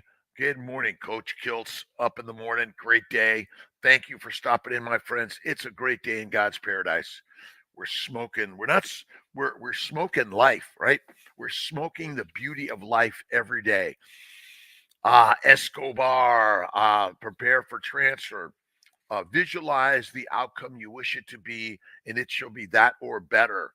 That's the trick of the universe. Always have faith in God and this beautiful, beautiful. I mean, listen, between Taoism, Hinduism, Judaism, Christianity, and Islam, we're all a family of the gods.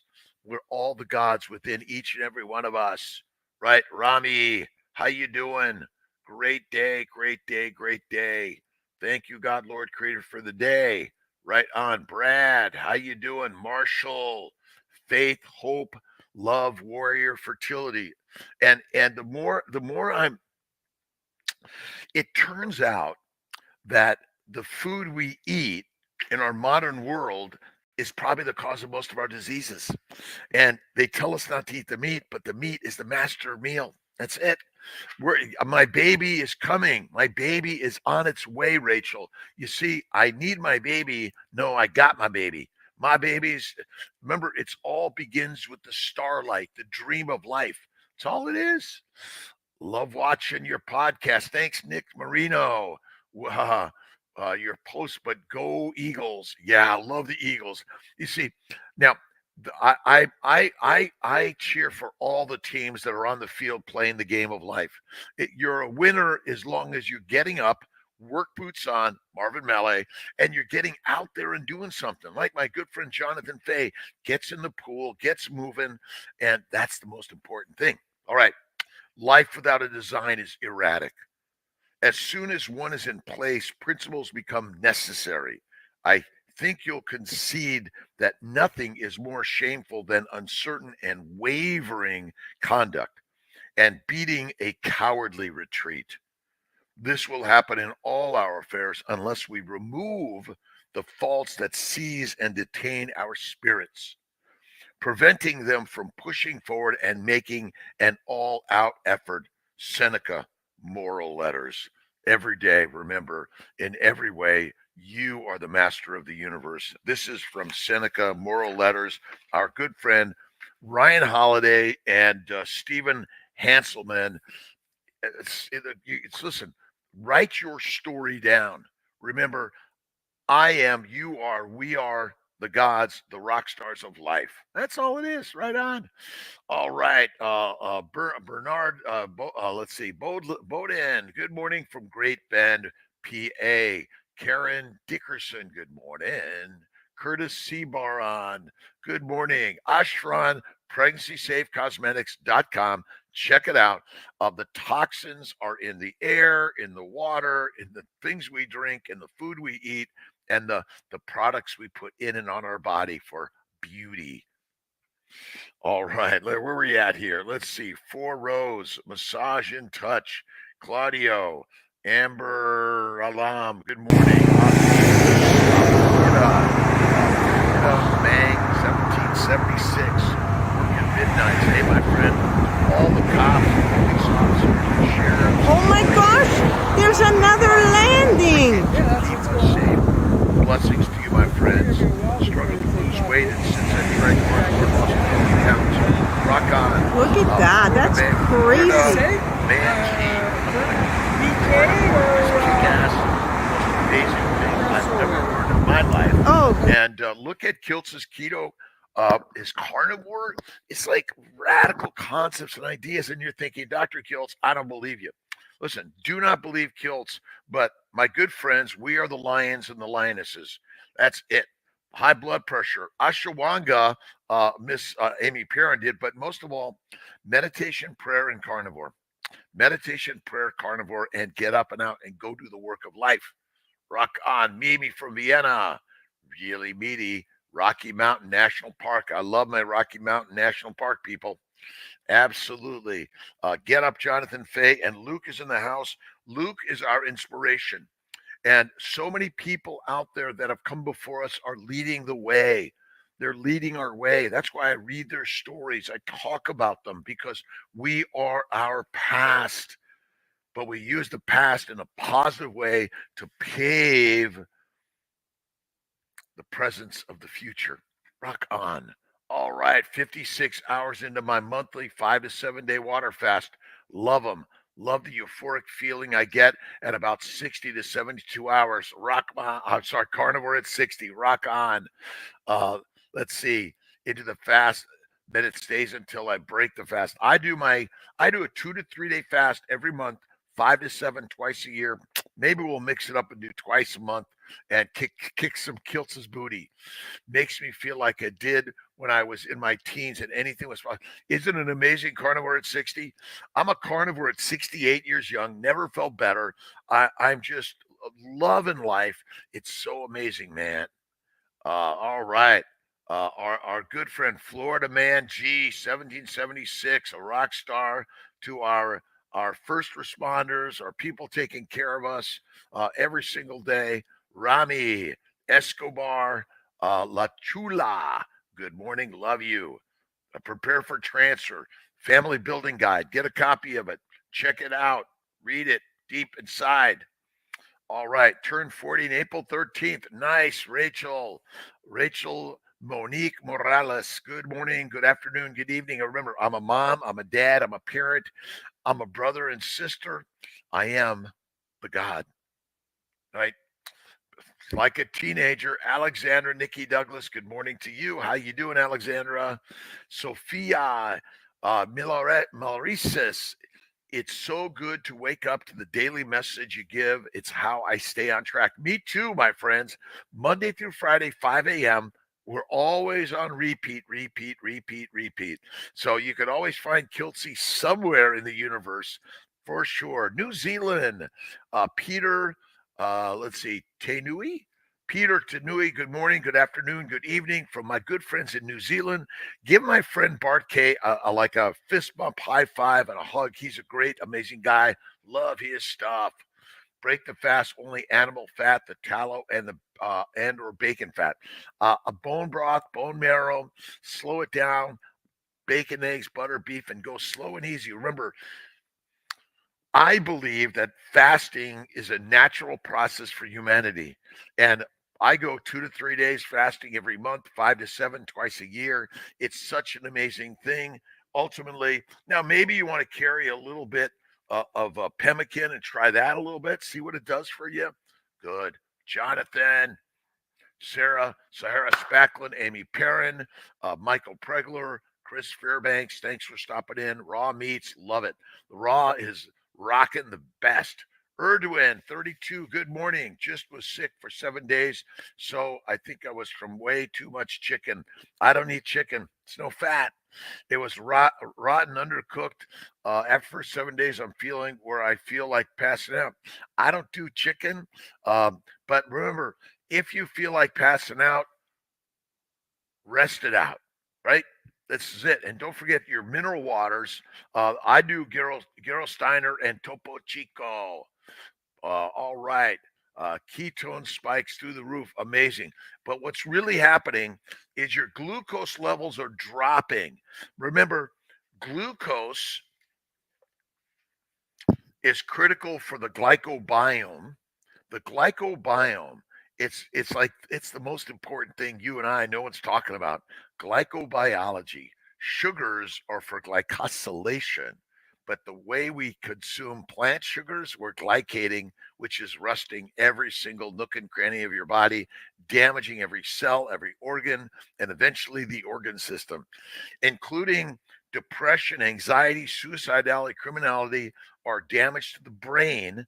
And it's not just the mitochondria, by the way. Remember, the mitochondria is critical, but every other molecular structure of the cell wall, the cytoplasm, the nucleus, organelles, and all the other structures floating around in your body are being damaged secondary to what?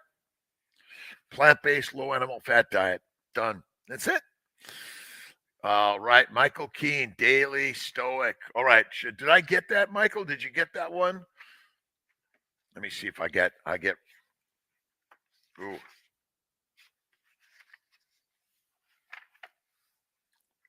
Life without a design is a wrap. Remember, you're designing your life. This is a designing life. Jeff Picone, the Meat Mind, is here. Seneca. All right. It's most important to do the work to design. I say dream. This is a dream world, right? You're dreaming the life you're living every day. This is a design work, right? Listen, I get to the studio, painting, pottery, poetry, music. We are on a mission. Rachel, the mission of making mommies, men, masters. And remember, we're the masters of the universe. It's within us. That's as simple as can be. Done daily stoicism. Yes. Awesome, awesome, awesome. Let's see. I got another quote from Marcus. Dwell on the beauty of life. Watch the stars. See yourself running with the stars of life. Remember, we're the rock stars, Rockman. Josephine, just a quick howdy, beautiful people. Love, kindness always. Be kind. Have a great morning, night, all. Great day in paradise. Thanks for stopping in, Dr. Rob Kiltz. Just sharing some books and ideas that we're reading, listening to, watching. You got to read the book, The Martha Rules. Martha, to me, rock star, great ideas. And listen, remember, in life, we're all listening and reading, even from people you're like, oh, I don't believe this person. What's passion got to do with it, my friend? It's all passion. Making my own ice cream at home. Nice, Florida, man. Kiltz's ice cream, great. Remember, you can add a little bit of cane sugar, honey, fruit, glycine, or maple syrup. I love to add vanilla bean, not the extract. You best to add the bean itself. All right, Ben Wu is in the house. Howdy, good people. Josephine, Jennifer, good morning, Dr. Kiltz. Crazy how this week is flying by. It's flying by every day, and I love it. But just keep a lookout on the stars of life. You are a superstar. And remember, as you label it, you enable it. Always think the positive. Right on. Chris Fairbanks. Sometimes I struggle fully submerging in cold water, so I set it up under the shower, stand in ice water under a hot shower. Very beneficial. That's okay. Right on. Without full submersion. Listen, it's your journey, your way. We're not here to be like everyone else. We're here to be just like you. It's all you need. Right on. Carnivore at 60. Good morning again. The year is flying by. Almost April. Love every day. Rachel, Monique Morales. We are all amazing, beautiful. All of us. All of us. Look in the mirror, as my good friend Ben Wu likes to say, God is in the mirror. Home with only milk and eggs, but I kind of noticed that I'm struggling to lose more weight. Listen, leaner meat and do the resistance work and love the size body you're in. And the more you love the body, the more you love your body, no matter what size, shape, age, weight, gender, whatever description you have, love what you have, because that's where life blossoms, right? Sometimes you look at the desert and you wonder, what's there? Nothing, right? The seeds of life are in the desert. All it needs to do is properly rain. And remember, rain on my parade. I love the rain. It brings out the blossoms of life. Flying by. Stelios. Let's see. Kraloglu. Kraloglu. Good morning, Doc. Thanks for your guidance. How many eggs can I eat a day? Many eggs as you want. Basically, I like to eat one time a day till you're full. Move on. And you got to add the fat. That's it. Got to add the fat. Amazing. My son, I have my son since 2 days old. Beautiful. So beautiful. So beautiful. Listen, there are many, many, many ways to be a parent, a mom, a dad.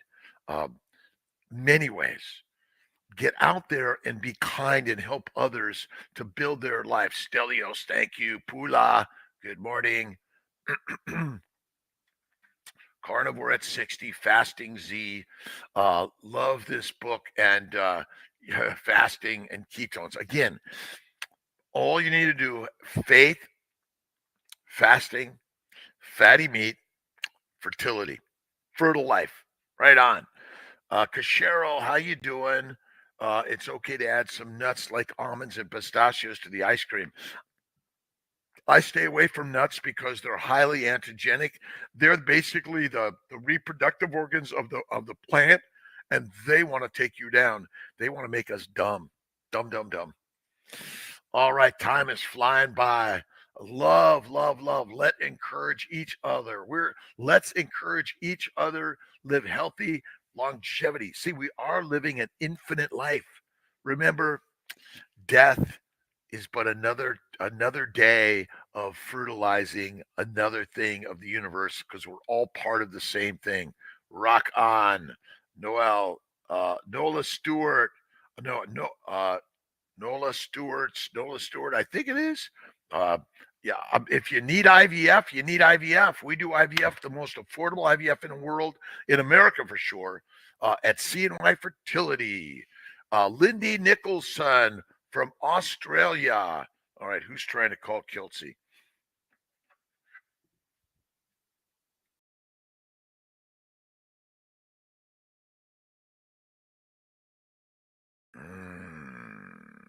All right, did they cut me off? Oh, there we go. All right, Lindy, loud, lost sound. Are we back? Are we back on sound? Let's see what we got here. Sound is back. Good. I don't know what happened. It's just like boom. The energy. See, everything is vibrational electromolecular energy. Let's see. Mayonoon Kwan from Korea. Again, plants make energy, microbes make energy, macrobes make energy. All organisms are vibrational electromolecular energy that sends it out to the universe, and it receives, right? What you send out in life, you receive every single day in the universe. God is good, God is great, and love God always. Flying by Pula. Let's see. Hardly any waste with carnivore garbage on our toilet. I'm telling you, it's amazing. Chester, GC Design Build, my good friend, how you doing? It's a great day. What's the 5 to 7? 5 to 7. We're 5 a.m. to 6 a.m. Monday through Friday. Sundays at 10. I'm off on Saturdays. Can you believe it? Yep. Loud and clear, Brother Ray. Thank you. All right. Let's see. April Perky. Good morning. 2 attempts to remove hydrosalpinx. Both surgeries failed due to frozen. Why can't they block the tubes? They can usually just do a clip. But listen, do a 30-day antimicrobial protocol. Do IVF anyway. There are plenty of women who have a baby even with the hydrosalpinx. Thor, greetings from Denmark. All right, sound is back. I struggle every single day in every way, but you know what? Struggles are strengthening. Get to the gym, do your walk, run, bike, swim, do your standstill, Tai Chi, meditation, prayer. Do the work of life, but all you need to do is get up. Midgie 56, Marta, good morning. Let's see, Rachel. Yes, I am the gods. We are the gods, my friends. Nobody has any more connection to God than you do. Nobody. And I know, but wait a minute. Sorry, we're the gods. Lotus, really meaty thoughts on smoked meats. Yeah, I do smoked meats a little bit, but mostly I do dry age myself. I take this fresh fatty meat, dry age it, slice it up. Oh, the very best. And a little bit of butter, a little bit of salt, Malden Redmond's, Celtic, or Baja Gold. But there's plenty of amazing salts in the world. Magnesium salts are good. Allowed a day off. Thanks, Lindy. Meat and meditation. I love it. That's all you need. Listen, you don't have to. If let's just say you can't move for whatever reason, read the diving bell and the butterfly. Basically, it's all a mind game. Look at Wim Hof. It's in the mind, and the mind is the master, and you are the master of all creativity. Love it. Saludos desde Guatemala. Rodolfo Gomez, 8939, my friend. Thanks for stopping in. You are a rock star. Good day, mate. Can you eat too much meat? I'm struggling to lose more weight. Eating around 1 gram per kilogram. I have no idea how much I eat, but basically my weight stays about the same. But if you want to lose more weight, eat less food, move more. And leaner meat, and do the weightlifting, right on the resistance work. You got to and get out on that great walkabout of life. My down under friends know about a walkabout. Smoked meats, Lotus Blossom, Daryl. The green ones were killing me for decades, but God stepped in and showed me Plants are trying to kill me. Chafee video. Carnivores ever since. My grateful to hobbyists. Like Kiltz is the hobbyist cardiologist. Right on. Dr. Allo, good guy, by the way. Grateful. The hobbyists, we're just hobbyists. I do painting, pottery, poetry, music. I used to do automobile work. I used to build and destroy. We're all in the build and destroy work of life. Right on. Thank you. Thank you. Again, leaner meat. And if you look at my good friend Maria Emmerich's book on, let's see if I can find that book. It's here somewhere. It's protein sparing modified fasting. I'm telling you, Maria Emmerich is the Martha Stewart of the keto carnivore world. Love this woman. She is a rock star, sharing her energy and just put it out there. Be afraid and do it anyway. Protein sparing. So leaner meats for a little bit. Get rid of the butter and the creams. World builders, rock on, Brother Ray. Dry age. All I do is I put them right in the refrigerator on a rack, open to the air. But you can even get a dry aging refrigerator, but it's not necessary in my opinion. That's it. I do smoked Florida man. Do smoked pork ribs and brisket at home once a month. All the best. Look at eat the fatty meat. Stay away from the mashed potatoes, the pasta, the bread, the cereals, the salads, the green vegetables, which are all killing us. They're taking us down. Look at my good friend Anthony Chafee. I love the cow. I love any human being that's on the field of life and taking a risk of losing is a superstar. You are a superstar. You're here.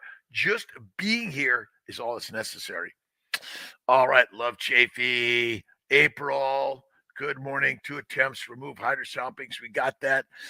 You could still do it. And sometimes you can just clip them. We used to use the Assure, but we're not using that anymore. But look, you don't need to remove them. Antimicrobial for 30 days. My tummy messed up. Listen, even on carnivore, you're going to get messed up from time to time. It's normal. Everyone's like, I never get sick. Yeah. Maria Rothblatt, good morning. Pula, fall down, always get back up. Sometimes you might stay down a little longer to get a little rest and reset. Take a nap. World builders, Brother Ray. It will give dry age. It's so easy. It's not difficult. I like the fattier cuts of meat, but even the leaner meats, just dry age them, slice them up, set them out. I salt them up. The best. All right, my tummy messed up. I am healing and well. I am healing and well. Let's see. We do PRP. I like intrauterine PRP. It bathes the ovaries, and I like eating the fatty meat. Kills the microbes. It helps reduce the inflammation in the gut, which is the cause of all disease. Dehydrated meats. Yeah, you can do that too. Sure, you can. Clean, healthy. 1, 2, 3. But the state of Kentucky. I love Kentucky. Let's see, Rodolfo Gomez. Love the world. Listen, wherever you are, we're brothers and sisters globally.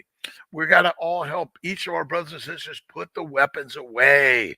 Enough, right? Let's do the work to help each other in loving, kind, generous ways. I'm sorry, our dictator friends need to become part of the fertilizer of life. Fall down, get up, Jennifer. Cold plunges, I do dry ones by wearing a t-shirt and shorts when it's 40 degrees. You can do dry, just go out in the cold. You don't have to get in the cold water, not necessary. Listen, even cold plunges and fasting are not required in life. They just kind of spark it up a little bit. Like I got my red light going. I just bathe in the red light of life. Like on. Cold plunges, hot tubs. I go back and forth. 20 minutes working in the yard. Get out there in the cold. Sean, let's see. Sean Lift. Good morning. 2 attempts to remove hydros. I would just either clip them or you go ahead and you do IVF after maybe 30 days of the antimicrobial protocol. Vicky, Pula, Keep moving every day. And, I go, I take a nap. Go, take a nap. Go, take a nap. Critical, take a nap. Be kind to each other. Absolutely, Lindy. All right. I'm getting a wave and shout out to all my good friends. Let's see. How can you hate a hat with a star on it, right? Remember, you and I and all of us are simply stardust. We are the vibrational life and light of the universe. Loving, thank you, Ben Wu. Great books out there, right on. Everything is vibrant light. Good morning, Burns Aquatics. Good morning, Doc. Love your energy. Benefits to coffee and tea. Look at tea and coffee. They are plant products. They do have some toxins in them. Minimize to maximize. Add some cream and butter. Even look at my good friend Dave Osprey, Bulletproof Coffee. But I don't do MCT. I just take a spoonful of really great butter, some cream. Amazing. I was off coffee for a year plus last year. I'm back on it a little bit. Mostly decaf, mostly not. It's all good. Maria Surigano 16. Oh, my good friend Alan Glover, Andrew Glover, Alohi, Sydney, Lizette, great. Oh, and her friend Kate, rock stars. And, we're all connecting and joining together in this world with love, kindness, patience, faith, right on. And we are here to risk life, right on. Avocados, I very infrequently, I don't recommend them. They're not great. Oh, to my daughter Pilar, if you see my daughter Pilar in Princeton, Steve, remember, fist bump, high five, living life large. Awesome. Coffee, tea, minimize. I'm praying and confessing gratitude. Confessions of all the universe, right? We're confessing to the gods. Remember, you're only confessing to yourself. That's all we do. Salt in my coffee. Who knew it is good? Yeah, I love the salt. And look at, we drive cars, we fly planes, we skateboard, we surf. We do many things that are somewhat risky in life. A little bit of tea or coffee, it's okay. But minimize the whiskey, wine, or beer. Awesome, Rachel. Since he was 2 days old, I have my own. Rachel, I'm not sure what 40 years young every day. Kilts just turned 68 years young. Never felt better. We're rock stars. Right on. Sandra Johnson, good morning. Sunny Florida, Gabrielle Yorlano, have a blessed day. Oh, my good friend Nelson Vasquez, MD, family practice doc, good doc, Deltona, Florida, good guy. Awesome. Feeling better. Sunny Florida, blessed day, back on carnivore. Listen, and our new book, Babies for Babies, coming out. Really excited about that. Share it around. And again, plants want to kill you. Actually, they want to control you because they control you all day long. That's it. Blessed day, my friends. Thanks for the book recommendations, Ben Wu. Just ordered it from Amazon. Great. Oh my God. There's so many. You got to read, write, listen, do your podcasting, put it out there, Ben. Ben Wu's my podcasting friend. Rock on every day. Liverpool, John Carroll, 1979, just jumped on carnivore. Listen, look at my good friend, Stephen Thomas, and the Keto Pro, also United Kingdom. No Limit Marine, David Goggins seminar in Orlando in June. Let's meet there. Oh, I love David Goggins. Rock star, kick-ass, amazing.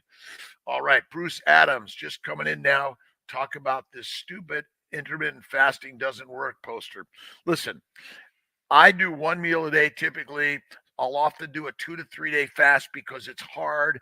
It's great. It's amazing to fasting. Empties the gut, allows the glycobiome to heal. So, listen, you can put anything out there you want. The propaganda. Remember those dictators like Hitler and those people, and the world of propaganda is there today. Wrong. Eat the meat, Eat less frequently. You'll feel better. Remember, the adipose tissue, the fat we carry, are the building blocks of your body, and the fuel is never glucose. Glucose must be converted to fat in the liver to be the energy of your body. That's why a type 1 diabetic without insulin becomes skinny and dies, and a liver failure patient who has insulin and glucose becomes skinny and dies because they can't make fat in the liver, which is the critical part of the body. Insulin's job is to make fat in the liver via amino acids and simple sugars. That's all it is. Look up glycosylation, glycation. Bruce, yep. It is. Listen, it's all entertainment. That's all this is. Daryl, celebs still popularize athletic greens, a green powder, healthy drinks, which is poison, deadly, deadly, deadly. Listen. We are easily duped by the plants that are slowly. Let's see if I can get this guy to move. Remember, the plants own the planet. That's all it is. And they want to take you and I down. They want to make us fertilizer fast. But first of all, they want to make you really fat and flavorful. Throw in some garlic and onions and some spices, and then they take you down. That's all it is. It's crazy concepts. You're thinking, Kiltz, this can't be true. Supplement should I take? Let's see. Love, Linox. Look at our molecular fertility supplements, but mostly our organ meat and liver meat supplements. That's it. That's it. Awesome, awesome, awesome. Raised, KHC, Beauty. David Goggins is great. I might be there. No Limit Marines. I'll see where I'm at in June. Love Goggins. Rockstar. Like Rockstar. Awesome. Be careful eating smoked meats daily. Yeah, I do it very infrequently. I'm not a big smoked meat fan. I like my meat actually black and blue, or completely raw, but fatty raw. You need the fat, my friends, and nobody wants skinny. You better be fat for the famine or your fertilizer fast. All right. Let's see. Joanne Lane Williams. Joanne, how you doing? Mighty Tribe, thanks for being here. This is a family community of helping people heal, whether you're keto, carnivore. Add the faith and add the fasting. I think that's lasting. A little raw liver at breakfast every day. Oh, avat, nice. Raw liver, bone marrow, bone broth. Listen, don't let any of it go to waste. And your life is not to be wasted, my friend. Jennifer, eating smoke. Yep, I agree with you. Carnivore at 60. Ben, don't be afraid to speak up tactfully. Excuse me. Hello, I'm over in the corner. Can I say something? Absolute mundo. Laszlo, Charles Rigby, be a lipid loving. Lipids, listen, without the fat, your fertilizer fast. I'm sorry. Fat is the fuel for the Ferrari because adipose tissue contains every mineral, every vitamin, amino acid, simple sugar, and fatty acid, and cholesterol. Lipid loving, lipivores, Charles Rigby. Good morning from UK. Dr. Kiltz, the best carnivore foods for iodine and magnesium. I just eat the liver, the fatty meat, the bone broth, the bone marrow, all those things. I sprinkle in some salt. You got to lick the salts. We need the salt, my friends. Critical, in my opinion. Brenda McIntyre, good morning, everybody. Jack Rosengal. Rosengal, 41 days in and still tired. Any advice? Well, take a nap. Take a nap. Oh, I need to reset my synapse. Take a nap. That's it.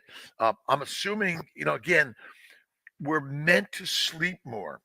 Lions and tigers and wolves, they sleep a lot more than you know. That's it. Take more naps. Do you think eating butter alone is... I do butter all the time. I love a spoonful of butter. Makes everything better. And look at my good friend Bellama, SBG, Steak and Butter Gang. They're kick-ass amazing. Stay away. Be careful of that gang.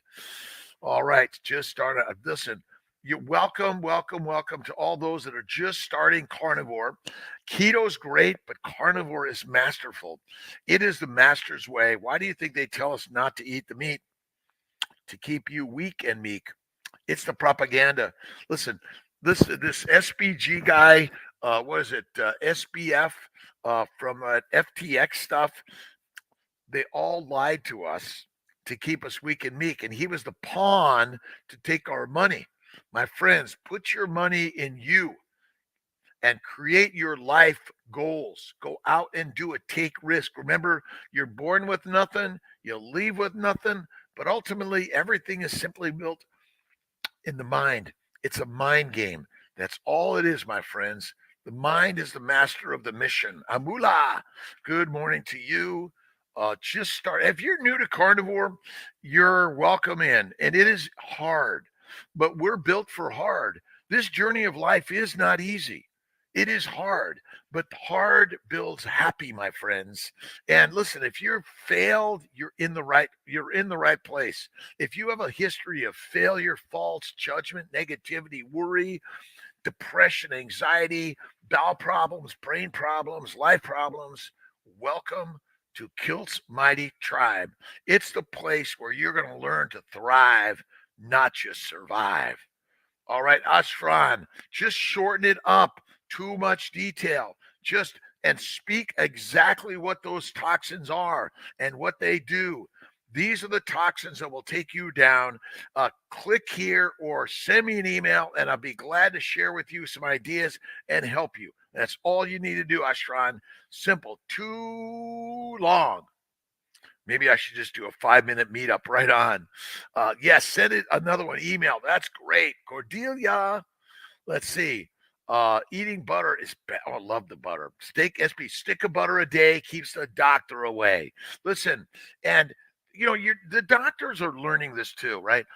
Doctors, the medical profession for carnivore is so amazing, my friends. And listen, should we be using the drugs, the metformins, the Wegovys, the Zepbob, the what is it, the GLP-1 agonists? I don't know that answer. You got to decide for you. But carnivore, fatty meat, faith and fasting, and lift the heavy weights, get down on the ground and do those push-ups right now, my friends. All right. You're in the right place, the right time, always. Cordelia, Kat, Ashran, let's see, Barbara, be happy every day. Be happy what God has given you. Good morning, good evening, good afternoon. A spectacular day in the universe. Another spectacular day in the universe. All right, what are you reading? What are you watching? What are you thinking about? But you got to be listening to. I'm listening to this book by Hillman. I think that's it. Let's see, Soul's Code by James Hillman. Oh, love the book. And the books go up and down and around. Oh, The Alchemist. Another favorite book. All right. Craving gooey yolk eggs with salt right now. Go make it, my friends. Let's cook it up and smash the like, love, and subscribe buttons. You are the rock star. That's all it is. Erdwin, let's see. 41 days in and still tired. Take a nap. Get out and go for a walk. So you start slow. The muscles begin to heat up. The blood flow increases. You feel better and better. You're captured by the plants. Remember, we adore the plants, but don't eat them. Don't eat them. Without them, we would not be here and be alive. Thrive and survive with the plants in life. Let's see. Good morning. Good afternoon, Baba. Good morning. Thank you for stopping in, Alvarezi. Think of seasoning meat with paprika, onions, and garlic. Florida man. Nope. Deadly. They will take you down. All right, Cordelia, Sophia, Kayla, and Thomas. Grant. Let's see. Good morning from Norway. Happy Easter. Having a good thigh. Soon we have an egg crisis here because our socialism democrats. No, listen. You are in charge. Get out there and raise your own hens. Right on. Beef, we're bartering. Best to barter for beef. Beef is best. The au jus and the fat. See, most people cut the fat away. They're missing the healthiest thing to eat. Eat the fat, be the fittest. That's it. Meaty. I had some soda today after not having it for fully and felt like crap. It's a lesson for all of us. Listen, from time to time, you might touch the heroin, but sometimes it might take you down. Right on. Be kind to each other. Dirty Genes from Dr. Ben Lynch. Toxic superfoods. Yep, and dirty genes. There's nothing wrong with your genetics. The problem is we're eating the plants and they want to control you with their DNA. They're inserting their DNA into your DNA. Healthinators. Awesome. Blessed day, brother. You too, my friend. Thank you. Vicky. Drink tap water. Listen, I don't know where your tap water is from. You decide on that one. You know, you got to test it out and see. Why not, right? All right, Kaylin, Annie R. Let's see. The farmers are attacked politically. Many parts of Europe, France, Germany, Netherlands, Belgium, they are spraying, blocking roads and spraying government buildings, fertilizer. I agree with you. Listen, we are the lions and lionesses of our life. Do not just go out there and be the master of the universe. Remember, we are all going to die. We are going to die. Let's die as warriors. Let's be out there as warriors to improve the lives of each and every one of us. Be kind, love, and generous, and help those in need, especially the plant eaters. They need us. Be the mighty Midgie 56. Awesome. Happy Easter, everyone. Baking soda, lemon really cleanse. No, that doesn't work. My friends, eat the fatty meat. Go on a 3 to 5 day fast. Amazing. Amazing. And again, you're not starving by not eating over days. Our bodies are used to maybe eating every 2 to 3 days, I bet. Bet you $1 billion. Kaylin, NER, lactic acidosis, too much meat. Nope. Cancer is caused by plants on ER, not by meat. It's the lie. But lean meat and plants will kill you. It's fatty meat, salt water, faith, and fasting. And get out there and go to work.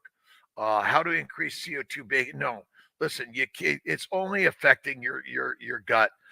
So I don't do those things. Listen, keep it simple. You know, my sense is you and I are lied to by the complexity of all these stories. What did you do for the first 3.5 million years? You ate the meat. You became the master. When you eat the mush, you become weak in meat. That's it. You gotta hunt and kill the beast, and then you gotta eat the innards. That's the healthiest thing. Raw and bloody. That makes us healthy. Fatty, raw, and bloody. That's where the real sense of life comes from. I know I don't want to kill anything, my friends. If you're eating plants, you're killing a plant. But in actuality, that plant stays alive. They plant their DNA and their seeds in you, and then they take you over.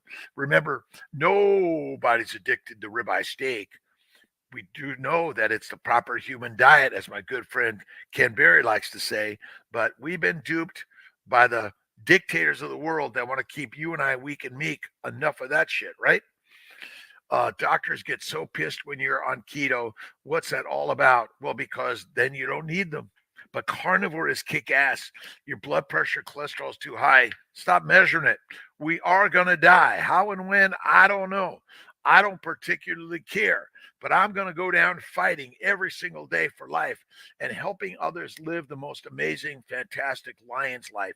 My job in life is help you and all of us live the most fantastic life ever. You are the potter, the artist, the musician, the singer, the dancer, the builder, the designer of your life. Kick some ass today. Right on. IO Odyssey. Good morning. Lititz. PA, 19 hours into a fasting 72 hours. Nice, Matthew. Lactic acidosis. Again, plants will take you down. They damage your gallbladder, your liver, your pancreas, your appendix, your brain, your ears, your eyes, your mouth, your nose, your reproductive organs. Lisa Marie, Barb Nelson, thank you. What can I do to combat Candida SIBO ingestion on carnivore diet? Fatty meat, faith, and fasting. Fatty meat, faith, and fasting, a stick of butter. And remember, do a 3 to 5 day fast. That'll help tremendously, Nina. And remember, your gut is healing. You see, the microbes, the bacteria and yeast flourish in the gut. They go up through the mouth. They colonize around the mouth, acne. They colonize around the vagina, the penis, the rectum, the anus, the buttocks. That causes all that acne because you're eating lean meat and plants. You're just fueling the fire of inflammation. How can we be sure that all those carnivore influencers and even doctors have all answers, and the carnivore is the only answer? Many carnivores suffer no answer. Listen, you can never be sure. The only way you can be sure in life is test it out yourself. Listen, I didn't believe carnivore one bit. I said carnivore is deadly, don't do it.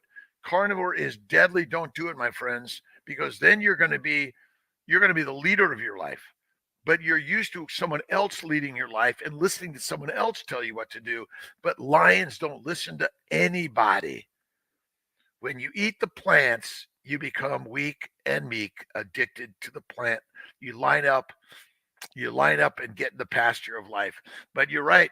Don't trust me. Don't trust anybody. Right on. Faith, fasting, fatty meat, fantastic. Game changed. Coach Constant. My pleasure. Show up every day, 5 to 6, most every Monday through Friday, Eastern Time, USA. But wherever you're in this world, my love to you. Fantastic. Put the weapons away. Help those people in the world that are suffering. Let's all remember, we're all responsible for everything in our lives. Nobody else. Marvin Mallet, great day. Kindness, love, faith, positivity. Chickens for eggs. I agree. Joyce Duran from Michigan. Jennifer, chicken tractor by moving hen house around to regenerative chicken method. More chickens around, get new bugs and replenish soils with their poop. Bought 50-acre ranch. Nice. Kiltz is going to do a ranch too. Ani, my pleasure. Ray Pete missing up with my mind. I know they all are. Listen, don't listen to Kiltz. Do not listen to Dr. Kiltz. He doesn't know what he's talking about. He used to have arthritis, psoriasis, migraines, kidney stones, bowel bleeding, hemorrhoids, inferiority, worry, fear, regret, judgment.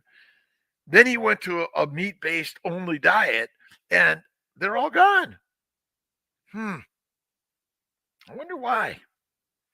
Plants are the predators, and you and I be the prey, my friends. Simple as that. I know they get pissed off when I talk about this shit. No one's believing me. My good friend Alan Glover, I'm getting him on the carnivore's way. Alohi, Sydney, Andrew, Kate, carnivore, kick ass.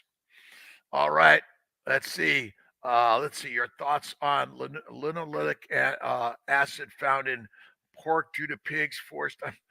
Listen, I have never seen a disease where I say, oh my God, you have a linoleic or omega-3 to 6 fatty acid problem. This doesn't exist. Eat the fatty meat. Stop looking at all this like scientific yickety yak and don't come back. Good one, Texas carnivore. We see thousands of millions of people around the world healing that had gone beyond anecdotal notes of healing on carnivore. So many. That's it now. More data is showing up. Listen, be the data. Be your own data. Sorry, listen, I love science, but most of it I question. I question the science. You've got to do it yourself. You got to take the risk of doing something you're afraid to do. Oh, I could never eat meat. I only eat plants. Well, my friends, heroin, cocaine, marijuana, nicotine, caffeine come from plants. More lions, less sheep. All right, Kiltz is signing off. Faith, fasting, fatty foods every day. Ice cream, orange juice diet. Ray Pete was, they're crazy. Even Kiltz is crazy.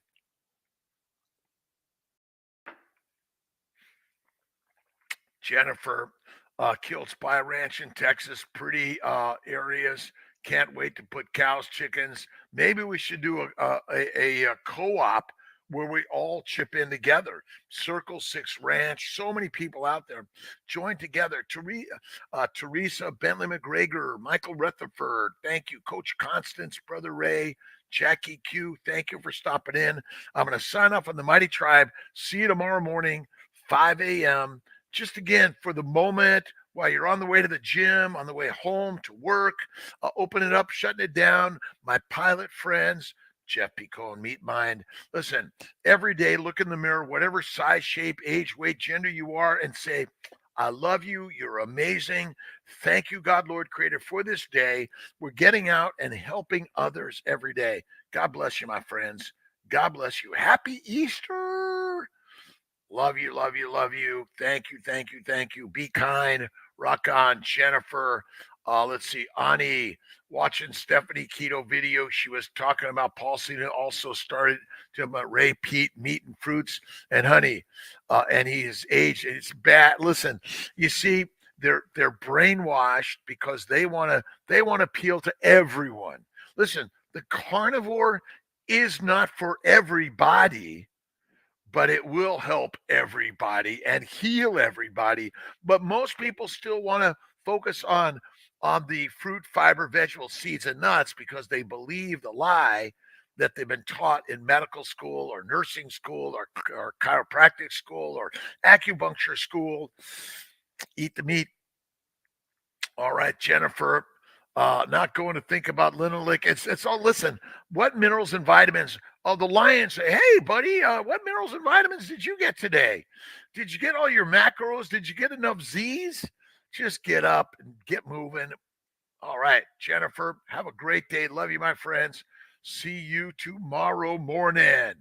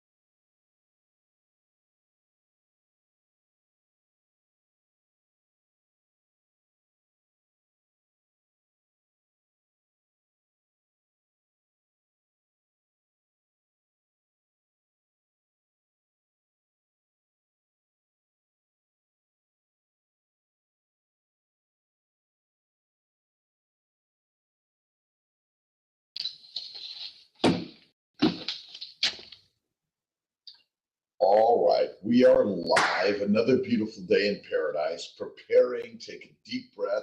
1, 2, 3. We are live. It is Friday, the 29th of March, 24. How's everyone doing? Michael Pregler, good morning. Shah Yar, George V, my good friend Yorba Linda.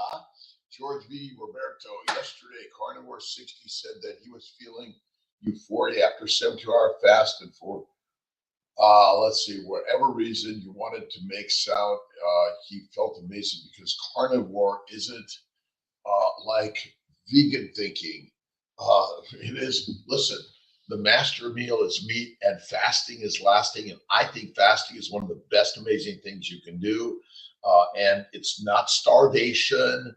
You know, starvation is when you got to eat and there's nothing there. And when you're losing all your fat, that's starvation. Jennifer, Raymond, Ken, Chris, Amy, Rhonda, good morning, my mighty tribe. How's it going? Let's see. Michael Prager, good morning. Good morning, Brother Ray. I hope Amy Perrin is healing from her cataract surgery. Gratitude is the attitude every day. Coach Kiltz is here. Let's get up and get your work boots on. 100 push-ups. Get your pull-ups, push-ups, get-ups, and get to the gym. I met a real good guy down here in Sarasota, Vin, who works on bicycle parts and selling bicycle parts, and you know, and he's a big bicyclist and a good guy. Got to have a good chat in the gym yesterday, and just say hi to your brothers and sisters in the gym. We're all doing this, but some people, they just want to focus on work. Don't talk to me. All right. IO Odyssey, feel great fasting because I'm eating the fat on my body.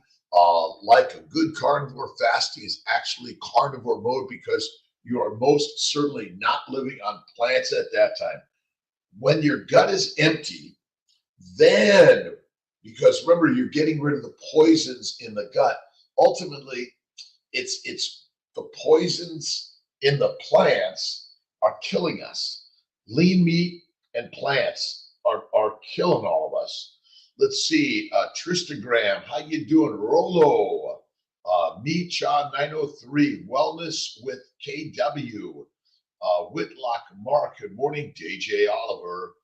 Let's see, Hey Jamaro, awesome, Nathan Hallow, Dan Davis, Jack Redpath, Jess Lynn Hepner, DJ Oliver again, Nathan Holloway, SMF Carnivore, JRMPW, Netaboo, G, Coro Joel, Jimmy 4964, Mortgage Experts 2001, good morning, drink and sip the joys of life every single day. Let's see, Berlin Anna from Sweden. Oh, can you see Baltimore tours? Oh, say, can you see Baltimore tours? I love you, my friend. And so sad about that beautiful bridge that went down in Baltimore. Good, amazing people. You know, this is life. It's not without risk, right? Paul Martis. Let's see, Keto Vor Cutie. Good morning, good afternoon. What's going on in your beautiful life today? What are you challenged by? What are you like imagining? Okay, what are the beautiful things? And how can I work with others in a positive way? Every single day. Remember, you got to work with others. This is a community. Awesome. Love plants. Got to love the plants, but I just don't eat them. All right, Carnivore at 60. Good morning. Hello from San Diego. I went to Summer House with my good friend Chris and Jake and Mike and Michelle. Amazing, and their fans. It was really great time there. I had amazing ribeye, oysters, and lobster. Oh, and might I have had a couple of fries? Yep. Let's see. Linda, good morning. I'm feeling great, sleeping well. Amy, awesome. Amy Perrin, brisket boomers, really great, amazing. Kiltz cups, great job. Good morning. Got my Kiltz cup and it's overflowing, and I keep passing it around. Make the art and give it away. That's what we're here to do. Make it and give it away. Let's see. Brenda McIntyre, good morning to you. B-Dog, B-Dog, good morning. Got my Kilts cup. Awesome. And we're going to get some Kilts caps also. Awesome. Rockmon checking in at 59.8 kilograms. Great day above ground. Love, love, love. Waking up to the guru of love, Kiltsy in the house. It's all about love. One of my favorite guys was Leo Buscaglia. He was the master of love. He was a teacher, a professor at University of Southern California, where I did my undergrad, along with LA City College. Amazing people, amazing teachers, so blessed. Lucas, Dreeker Rex, good morning, Doc Kilts. Glad to see you. Just had breakfast. If you're over 50 in Canada, you really need to hear this. While you're alive in Canada, our government provides benefits if you lose your job, become disabled, even when you retire. But when you die, except for a select few, your family receives no benefit whatsoever, no money to cover your funeral costs, estate fees, final taxes, or debts. Those costs are left entirely to your family. And in today's economy, your loved ones don't have an extra $5,000 or $10,000 just laying around. How would your family pay for your burial or cremation, estate fees, and even final debts? If your answer is, I don't know, then we have a solution. From as little as $1 a day, you can protect your spouse and children for $10,000 to $50,000 in life coverage. Click the blue button under this video to protect. Love my Topo Chico. Morning to all, Dr. Kilts. Thank you so much. You're a sweetheart. Right back at you, Sarah Spacklin. We're born to eat the beauty of life, right? You want to sip the whiskey, wine, and beer of life, right? That's where you get the best. Just hot water, no butter. Thank you, Amy. You're right. I did that. I do love just heat up the hot water and put it in the Kilts cup and sip that life down and love life. Love life. Ash's beauty. Rebuild. Thank you. Susie Q. Spence. Lucas. Yep, I love that. Love it. Let's see. Glorimar de Jesus. Good morning. My 19-year-old son has been on the carnivore diet for some amount of time, as me, 2 weeks, and yet he can't lose weight. I have lost 10 pounds. He's only lost 3 pounds. Listen, carnivore is not necessarily a weight loss diet. You know, it depends on how much you're eating. And how much fat you're eating. The job of the body is to make and store fat. Make and store, or simply store. If you eat fat, it gets stored. If you make fat in the liver via insulin from amino acids and simple sugars, it stores it after it makes it. First in the liver and then everywhere in your body. But yeah, that's it. You know, it's go get lifting some weights, get off the couch. You know, so much of what we do today is we eat as we watch the devices. But now what we're doing is we're going to the gym, we're going for a walk, a bike, a swim. You're painting the house. You're reconstructing something. Rock on. Love it. All right. Kiwi Arani. Aronel, is that it? Duty 100. Awesome, my friends. And we send kindness, love, and healing to all around the world. We're not lavishing in anyone's problems, faults, or mistakes, but always eat the steak, right, John M.? Josephine, howdy, beauty people. Daryl Schaub, how you doing? You sound like you are in a tin can. Let's see. Is my sound up?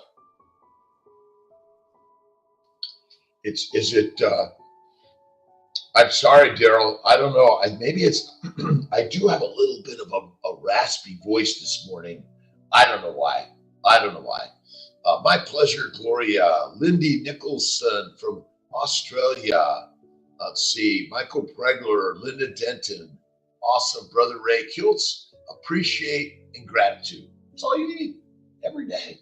It sounds perfect. See, just this headset is for my YouTube, Facebook, and then I use the devices straight away on my Mighty Tribe and my Instagram. And why it's different, I don't know. Daryl, thank you. Well, I keep on working on some new headsets and new mics also. from Ko Samui.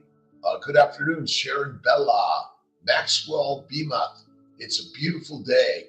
Houston Flowers. Good morning, Kilts from Delaware. Work boots on and ready to rock and roll through the day. And you got to love the day. You're going to have problems, challenges. You're going to maybe have to say, oh my God, I'm so sorry this happened. I'm so sorry this happened to you. We're going to work to fix this and make it better. Good morning for your time. Sharon Bella, my pleasure, by the way. Time is something you create. It's a mind game. That's all it is. DLS Hair Salon in Australia. Dirty Little Secret. Hey, Kelly, I was on carnivore diet for 9 weeks and my inflammation pain fell off the wagon for a while and pain came back. Oh, here to get it. Yeah, that's what we're here to get inspired. I'm inspired by you, but if you look at a couple things, you go to Amazon and you can buy either Kiltz's Babies for Babies book or his Keto is Carnivore book, and or just go to drkiltz.com. So much is there for free for all of us, right on. And fatty meat, salt water. I love bacon, eggs, butter, beef. That's great. Myrtle Beach, South Carolina. Holly K, have an awesome time. I'm in Sarasota, Florida. Today, tomorrow, I head back to upstate New York for a week. We'll see when I get back here. Awesome. Good morning, Io Odyssey. Sun up so I can work in the garden with all these beautiful flowers and weeds. Love them.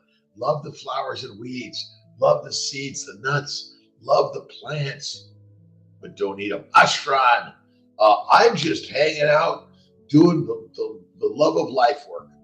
That's it, Ashran. And listening and learning and reading. I'll do my live at 10 a.m. on Sunday, Easter. That's it. All right. You once made a filet mignon in a pan and you cut it open near completion. It was the most hungry a video ever made me. It looked perfect. I've copied you many times. Thanks, Daryl. I'm copying you too, by the way. But yeah, I love black and blue. Slice it cold. A little bit of salt, a Malden Redmond, Celtic, Baja. Find a great salt, and spread some butter on a hot plate. Oh my God, rock on. Or the other thing I love to do is take some melted butter with blue cheese, Daryl. Amazing. It is so perfect. Joyce Duran, great. Carnivore 60, love Kilt's cooking vids. I got to do some more cooking vids. I don't know why. It's kind of like I cook the same thing every day, but I'll do some more. We all love cooking. We do love cooking. I loved Julia Child. Oh my God, she's a rock star. And my other rock star person who loved to watch cooking is Miss Maria Emmerich. She's my rock star friend. She reminds me of Julia Child. She's the Julia Child of keto. Love blue cheese. Cheese makes everything better. I do too. I do a little bit of some cheddar. Really, I love sharp cheddars. Love it. Malcolm's in the house helping us keep us straight online. All right. Love it. Pula, birthday, born 5:11 a.m. Must be why I'm a morning person. I love it, Pula. Happy birthday to Pula. It's a great day. Let's see. Kish Ricardo. Awesome. Thank you for stopping in. Gem 80s baby. JR, raw eggs mixed with splash of milk. Love that. I love raw eggs. Love raw eggs. I used to eat raw eggs, eggnog as a kid all the time. All right. Noah Stewart. Once wife starts her cycle around what day will she come down for transfer? Usually about 18 to 22 days later if she has a 28-day cycle, but the team can help direct that out, Noah. Joyce, happy birthday, Pula. Marvin Mallay's here, work boots on, East Texas. Awesome rock star.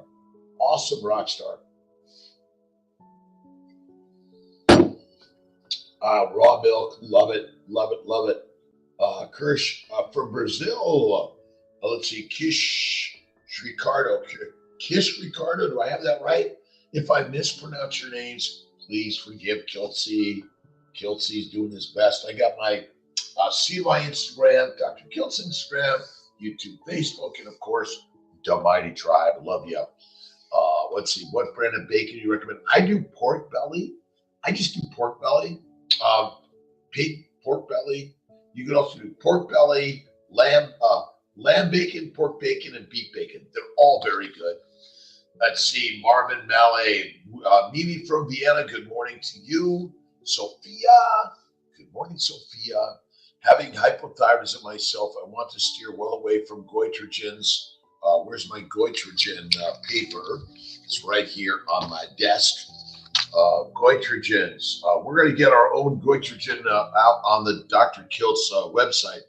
Cabbage, cauliflower, Brussels sprouts, broccoli, turnips, mustard greens, kale, cassava root, lima beans, sweet potatoes, millet, soy and soy products, green tea. I bet there's more than that also there. I'm telling you, the plants, KK, let's see, KKK, Kiltsy, awesome.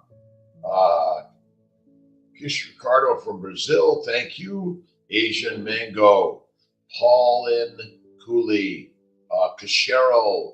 And if you run into my old friend, Dr. Paul Magarelli, give him a fist bump, tell him Kiltz loves him. Good guy. Let's see, Sophia Milaresis. Good morning, Dr. Kiltz. Hypothyroidism, I want to steer well away from goitrogens for the sake of my thyroid. The only fruit I eat from time to time is watermelon, no veggies, period. That's good. Minimize the fruits and vegetables, maximize the fatty meat. That'll be good. And the goitrogens. Think of a goitrogen.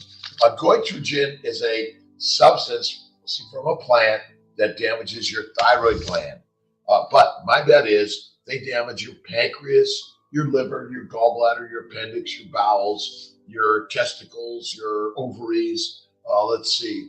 All your reproductive organs, your skin, your joints, your brain, your eyes, your ears, your nose, your lips, all of it.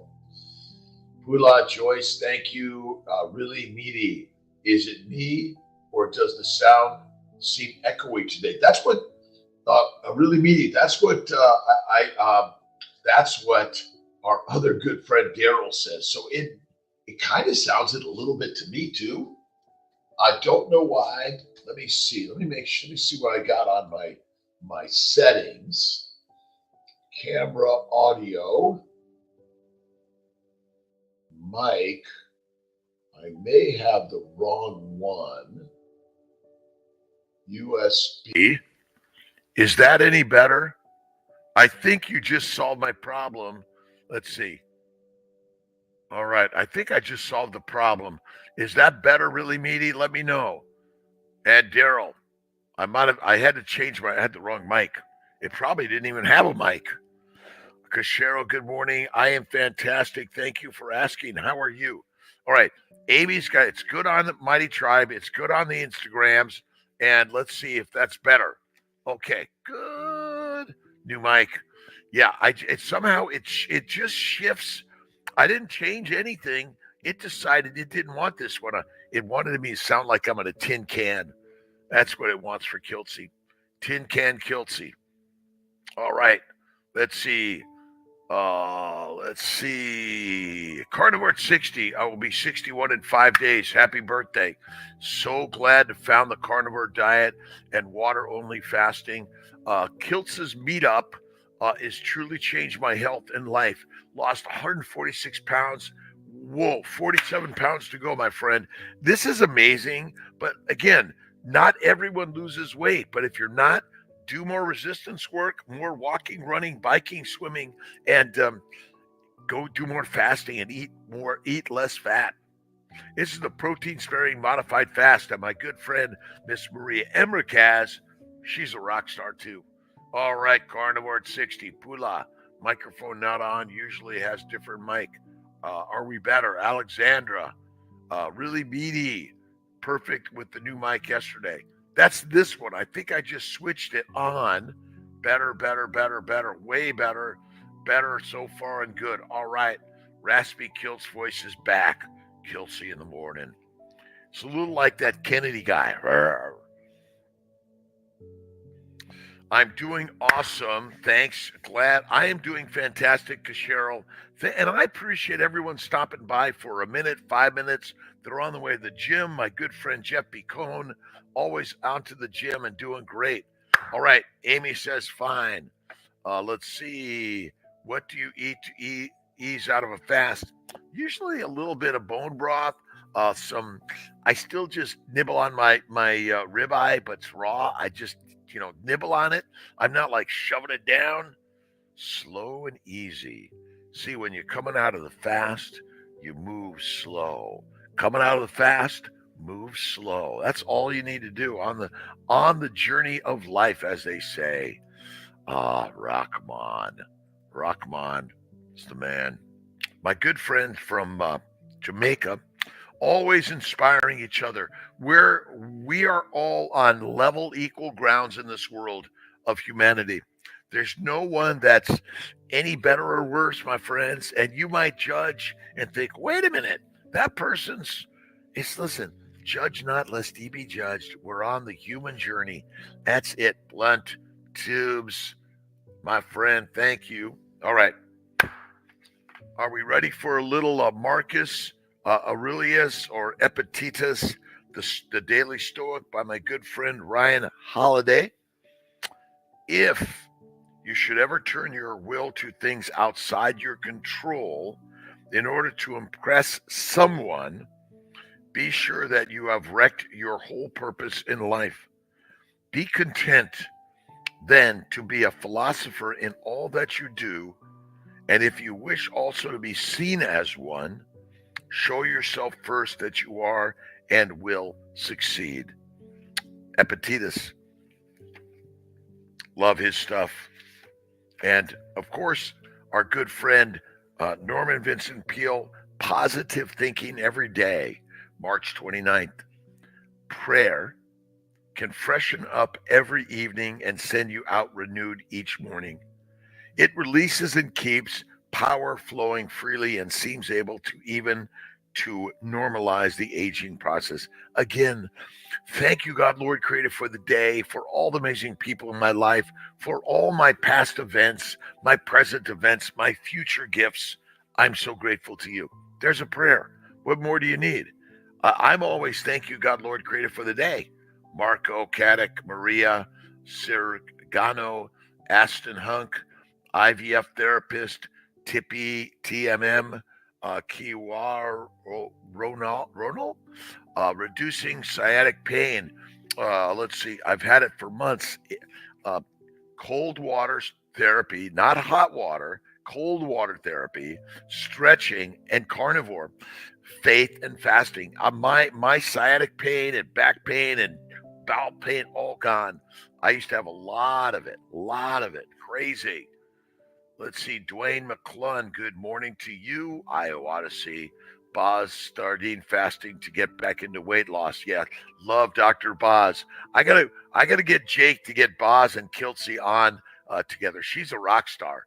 Susan T, day 105, grateful to all. Every day. Thank you, God, Lord, Creator, for the day. And look in the mirror as my good friend Ben Wu. Is Ben here yet? Oh, there's Ben. Awesome. All right. I weighed 170 pounds when my sciatica started 13 years ago. Couldn't stand or walk for more than 7 minutes before severe pain. That led to weight gain, T2 diabetes, SLP, sleep apnea, and more health issues. Good now. Listen, carnivore kicks ass on all of those problems. Goodbye, doctors. Goodbye, diets. Goodbye, drugs. Goodbye, dissections. Again, this is a game changer. We are on the proper human diet, nutritional plan. Ken Berry, got to check out Ken Berry. Rockin' amazing. Pula. Let's see. What day are you on sardines? How is it going? Oh, great. Morning to all, Ben. How's my superstar, Dr. Ben Wu? Dr. Ben Wu. Great Friday morning. Really meaty. Great prayer. Prayer it up, my friends. We're praying up the day, right? We're doing the scaffolding in life. What begins with the prayers, it's the mindset. change the channel just a little bit. All you need to do to everything, thank you, God, Lord, Creator, for the day, and everything ever in my life. The fact I was kicked out of school in a gang, couldn't read, oh my God, problems I have had. And God says, Kiltsy, I got some problems for you. All right. Well, let's see, Daryl. Only a philosopher king like Marcus Aurelius could lead a nation wisely. We need a stoic leader in the U.S. to avoid collapse. That includes a new food pyramid by turning it upside down. Maybe I love it. I kind of like the meatball one, or the lion's den. But yeah, we're killing our brothers and sisters because of the diets we recommend for them to eat. Scared to start retrieval until I have lost more weight. Is weight a huge factor? Elizabeth Morris. Weight is not the hugest factor. It's inflammation caused by what you eat.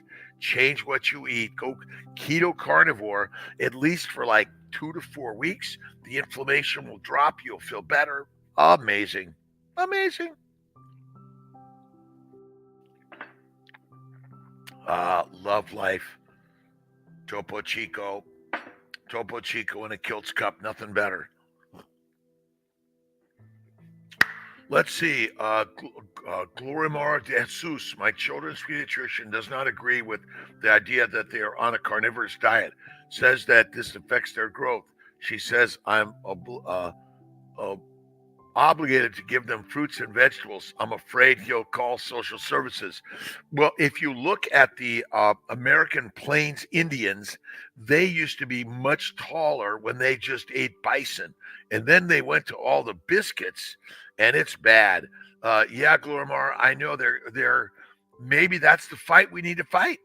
It's like, okay, we'll go that route. We'll do it.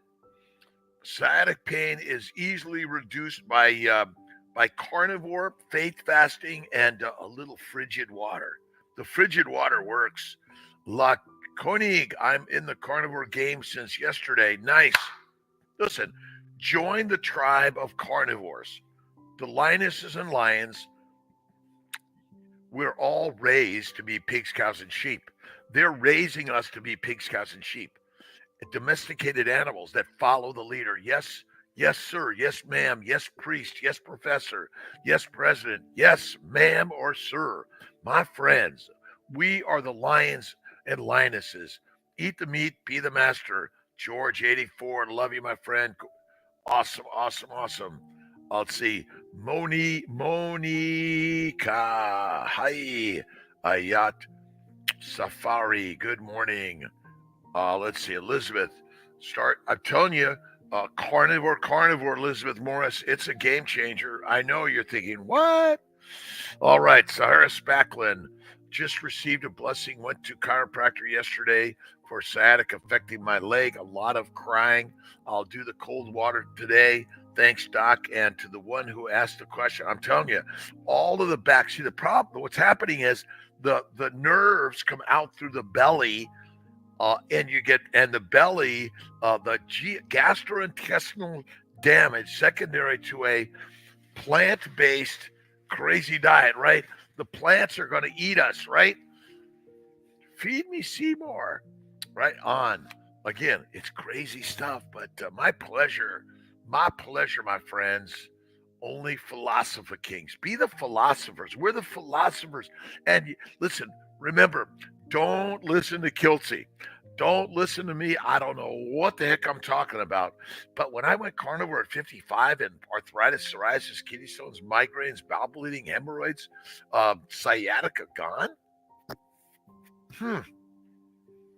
How come the doctors aren't open to this idea? Because we're brainwashed. We're plant washed. Prayer, good news. That's my daughter is admitted by Harvard University yesterday for this year. Nice. Awesome, Ben. Dr. Ben Wu, daughter going to Harvard, rock star. Rockmont, a little bit of jam cannabis oil on stressful moments must be better than enduring a pointless anxiety attack, and 100 times better than indulging in a bitch fire water. I'm agree with you, Rockmont. Pula, Carnivore 60. Let's see, Ben. Here it's 5:22. I woke up early at 3 because I sent all of my good news to my classmates. Good news every day, Ben. It's always good news. Nothing is impossible. The word itself says, I'm possible. Audrey Hepburn. Love it. Let's see, Dwayne McClune, prostate cancer, group 2, SBRT treated. How can I do carnivore if animal fats and proteins feed prostate cancer? They don't feed. You got a fatty meat, faith and fasting. Cancer is caused by plants. Cancer is caused by a plant-based low animal fat diet. That's all it is. That is it. Sorry. Plants sugar causes cancer. Plants all break down to cancer. It's like so simple, but we're kind of dumb. Gallstones, how can we prevent gallstones with a keto? You want to go keto carnivore, faith and fasting. That'll help your gallbladder heal. Your gallbladder's not been working because you're not eating fat. You're eating protein and sugars. That's it. Sugar feeds cancer. Fee Taylor, 74, rock on. Look at Sophia Clemens from Paleo Medicina. Look at Thomas Seyfried. Look at our good friend Anthony Chafee. Amazing. Turning men into women, women into men. That's the world of plants. Right on. I love life and want to help. I love life and I'm helping others. That's what Dr. Bin Wu is doing. Let's see. We're all gonna. We're on the journey to be fertilizer. Remember that, my friends. 3 a.m. is good. Harvard now. Woo. Pula actually have neuralgia paresthetics. It is the same as sciatica, only it affects the continuous femoral nerve, affects the outer thigh from hip to knees. I've had that too. Positivity every day, faith, and fasting. To keep a few apples and bananas in the house, and your kids also, Jesus was not a carnivore. When they got older, they will choose. I think it's good when you're young. I could tell you, I ate plants when I was young, a kid. We are carnivores at every age. Sahara Spacklin and Gloria Mar. I'm telling you, your doctors don't know. They know nothing. They don't know nothing. That doesn't work, does it? John, the only creatures that have issues releasing trauma from the body is zoo animals and humans. That's it. Be free. Remember, we're meant to be free in this world, and lions are what we are. We be lions. Pigs, cows, and sheep. Nope. No more. Done with that. Gotta run. Have a great one, Astron. Let's see. Turbo cancers on the rise in the last few years. All cancers are on the rise. They're secondary to a plant-based, low animal fat diet. Bet you $1 billion. Again, and we should be feeding our children the proper human diet, which is carnivore. We're killing them. Remember, all plants contain heroin, cocaine, marijuana, nicotine, caffeine, and they are all sugar. Are we dumb? Yep. And they break down to sugar and they feed the microbes in the gut. When you have a high plant-based, low animal fat diet, you're feeding the microbes, which make guess what? Alcohol in the belly of your babies. Right on. Pula. Praying every day. Pray and pray. Keep praying. All right, Kilts, do you personally get a lot of blowback from doctors about carnivore lifestyle? Absolutely, I do. But remember, we go to the gym and do the resistance work.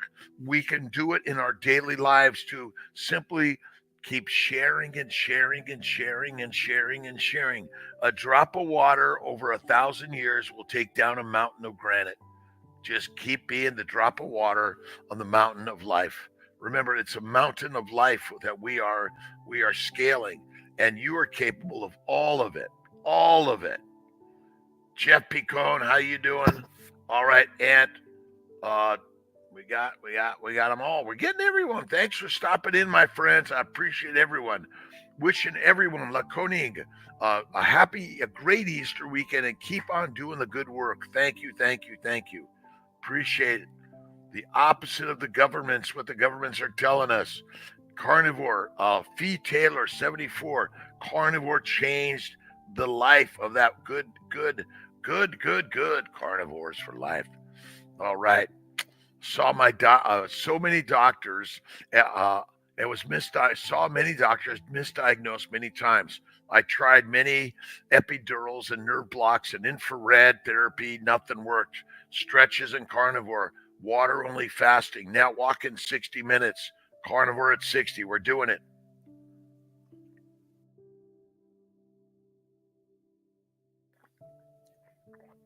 Get yourself a Kilts cup. Go to drkilts.com, kiltscups.com. Right, Malcolm? Awesome. Vegan friend with 3 vegan children, all with developmental issues. What is the best way to open conversation to someone who's brainwashed and now unable to regulate emotions? My pleasure. Kifo Adventure Trails. Is that it? Kofos. Listen, you gotta be truthful and blunt. Hey man, you're killing your kids. You're killing yourself. Plants are the predators, and you be the prey. Domestic animals eat the plants, but true lions, they eat the plant eaters. That's what we're here to do. But you just got to keep talking it. Jordan Boblak, be the game change. I'm gonna go see Jordan Peterson on the 9th down in Radio City, New York City. Awesome. All right. Let's see. Andorra, slowly adding more of the beef butter fat into my dinners, slowly able to tolerate it with leaky gut issues going away. Remember, the leaky gut, the endothelial glycocalyx. We'll get this paper on Malcolm, and I'll get a copy to you. I'll send a picture, but it's called the endothelial glycocalyx. The glycocalyx is a polysaccharide structure that protrudes from the body of a cell. It's the plants that are growing from the cell structure itself, the sugars, which are the barcode that say friend or foe, good or bad, right or wrong, fix or destroy, right on. It is crazy. The glycocalyx, just check it out. Thank you, God, Lord, created for the day. And our children are carnivores. Boys and girls, men and women, the milk from the breast, then the meat from the bone. That is the way. That is the way we should all be. That is it. Vegan friend. Yep. Let's just tell them. Let's just come in. Listen. Happy Easter, Samadam. Thank you. Let's see. Inflammation. It's fatty meat, salt water, all you need. Look at my good friend Bellama, Steak and Butter Gang. Amazing rock stars, great group. Join a group. Join Bakers, Chafee, Bella's, Kilts Tribe. Listen, this is all welcome to everyone to be here. We're learning together why a plant-based diet turns out to be deadly for us. And I know you're thinking, Dr. Kilston, wait a minute. Don't you need fiber to go poop? Like, why? And why would you put steel wool in your gut? Does it make any sense? All right. Pete Cals, how you doing? Dr. Cecilia or Drasilia? I can't quite tell sometimes. I apologize if I'm missing the boat. Yep. We're all, I'm telling you, you're right. So as a kid on carnivore, a kid on a vegetable-based diet, I was miserable. Migraines, bowel problems, skin problems, emotional problems, social community problems. Woo! Shonda Gupko. Shonda. Good morning in Eastern North Carolina. All right. Let's see. Bin Wu. I know some examples in which people can cure it completely several months Don't. That's it, Ben. You're right. But look at keto, carnivore, faith, and fasting. Those are the building blocks of life. Mission, I'm possible, an idea to run with. Absolutely, Odyssey. Let's see, painful, Pula, cyclone. What is a good daily mantra for someone trying to change their life for the better? Thank you, God, Lord, Creator, for the day. Thank you, God, Lord, Creator, for the day. Thank you, God, Lord, Creator, for the day. And then read a little Wayne Dyer. All right. Your belief about yourself is the most telling factor in determining your level of success and happiness. I'm a God. I'm amazing. I'm loving and kind. I'm smart as can be. I'm creative. I'm an artist. I'm a poet, a potter, a painter. I am what I think I am. And that's the very best one, the daily mantra of life. Cyclone. Thank you, God, Lord, Creator, for the day. Love God. Love God every day. I am helping people. Benwu, I love helping people. I love it. That's what I do every day. I'm a physician and I love it. Love it. Body, mind, spirit. It's only a thought away. Everything is just a thought away. Is that crazy? My girlfriend suffers with fatigue and low libido, irregular bleeding from Hashimoto's and perimenopause, doesn't want to try carnivore, but I've had lots of success. Oh, yeah, that is not an easy one. Will Camacho one. It's just keep on being the example and make sure you're bringing lots of meat and eating the meat. But we all have the same problem, by the way. So many of us, because even though we carnivores, our partners, our friends, our family member are like, that doesn't look right. Nope, nope, nope. Eat the meat, be the master, eat the mush, weak and meek. Every day in every way, I'm getting better, better and better. Iowa Odyssey, there's a good one. Every day in every way, I'm getting better and better and better. Dwayne, wanting to start carnivore, what should the ratio of protein to fat? Listen, you can do more protein to fat to start, but I think we want to get to about a 1-to-1 ratio of fat to protein. Now, I don't measure though. Just eat the fatty meat, add the butter, put the salt, and enjoy. This isn't like, no, wait a minute, that lion got too much fat today or too much protein. I think there's no other animal like being so neurotic about this but us. Why? Keep away from the apples and bananas. My daughter would die to a banana. An apple a day keeps the doctor in your life. That's what I think. Thanks, 44. If God be for me, who can be against me? Awesome. Let's see. Will Camacho, my pleasure, by the way, my friend. And thank you, everyone, for the like, subscribe, share, comments. Kilt, you're crazy. You don't know what you're talking about. You're just dumb. Yeah. All right. 1-to-1. Do it in one. 1-to-1. Do it in one. Love the fat. Add more fat. And raw fat is the best fat. And men, we don't like skinny. We want some curves and rolls and fat there. And fat does not cause disease. It actually is the building block of your body. Andorra, let's see. Indeed, sounds like he's doing better for sure. Sunny C, grateful for the meeting. Thank you, Sunny C. Listen, this is just a free meetup, Monday through Friday, 5 a.m., Sundays at 10 a.m. We talk about faith and fasting and fertility and carnivore and ketovore and whatever your questions are in this crazy, crazy meetup of life. All right. Great day. Chandra Gupko, my pleasure. Have amazing Easter Sunday, my friends. Remember, every day is a day of faith. Every day is a day of fasting. Every day is a day of fitness. So get to the gym, go for a walk, a run, a bike, go to the yoga studios, do some meditation, prayer, Tai Chi, go to the boxing studio, right? We're gonna spar with the bag. Spar with the bag.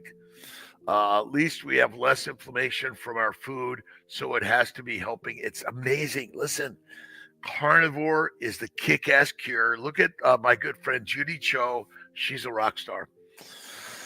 Let's see. Let body get rest, get recovered by fasting. So the body, I'm telling you, Faith and fasting makes fertility. And remember, flatter your partner every day, feed them steak and eggs every day, and make love to them every day. All right, Daryl, recouping, let's see. Recapping, you said sugar is not for energy, it's to assist protein assimilation. But what about paleo and people eating berries every spring? It's a fluke, not healthy. Okay, so Daryl, whatever you eat will be assimilated in the body or it will be rejected from the body. Plants break down to sugars, amino acids, and fats, and meat breaks down to fatty acids, amino acids, and simple sugars. They all contain the same things, but there's a lot more fat and protein in meat and less sugar, and there's a lot more sugar in plants. The sugars and amino acids of the food you eat go to the liver, and via insulin, Daryl, they're converted to fat, which is the fuel for the mitochondria. If you eat a high plant-based, low-fat diet, that's probably the leading cause of damage and disease to the human body. You can eat some plants from time to time in small amounts, but if you're eating a high plant protein, low-fat diet, overall it's deadly. But glycobiology, Daryl, great reads. But the glycocalyx is the sugar layer that protects our body. Keratin is a glycoprotein. It's not a protein. It's a glyco.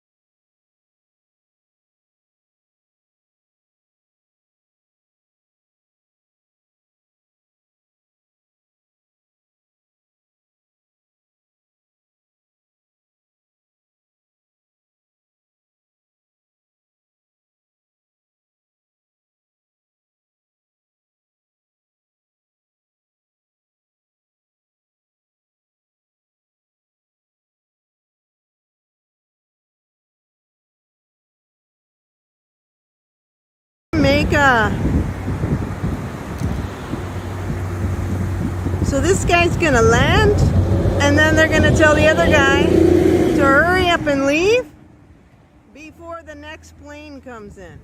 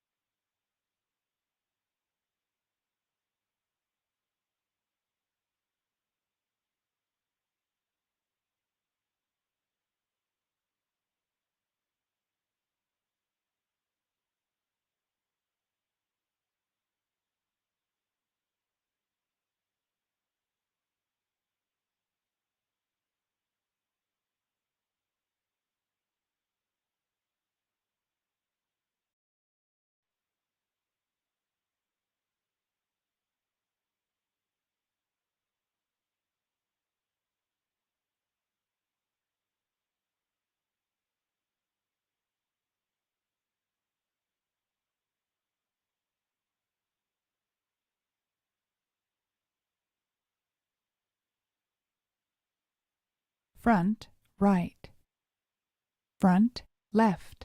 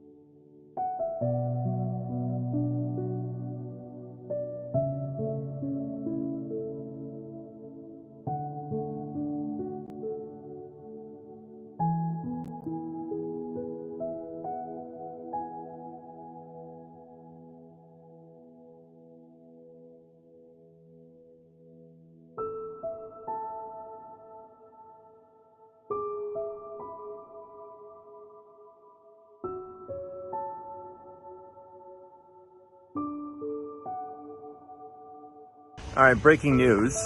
As I'm out for my evening creative walk, SBF, Sam Bankman-Fried, 25 years in the slammer.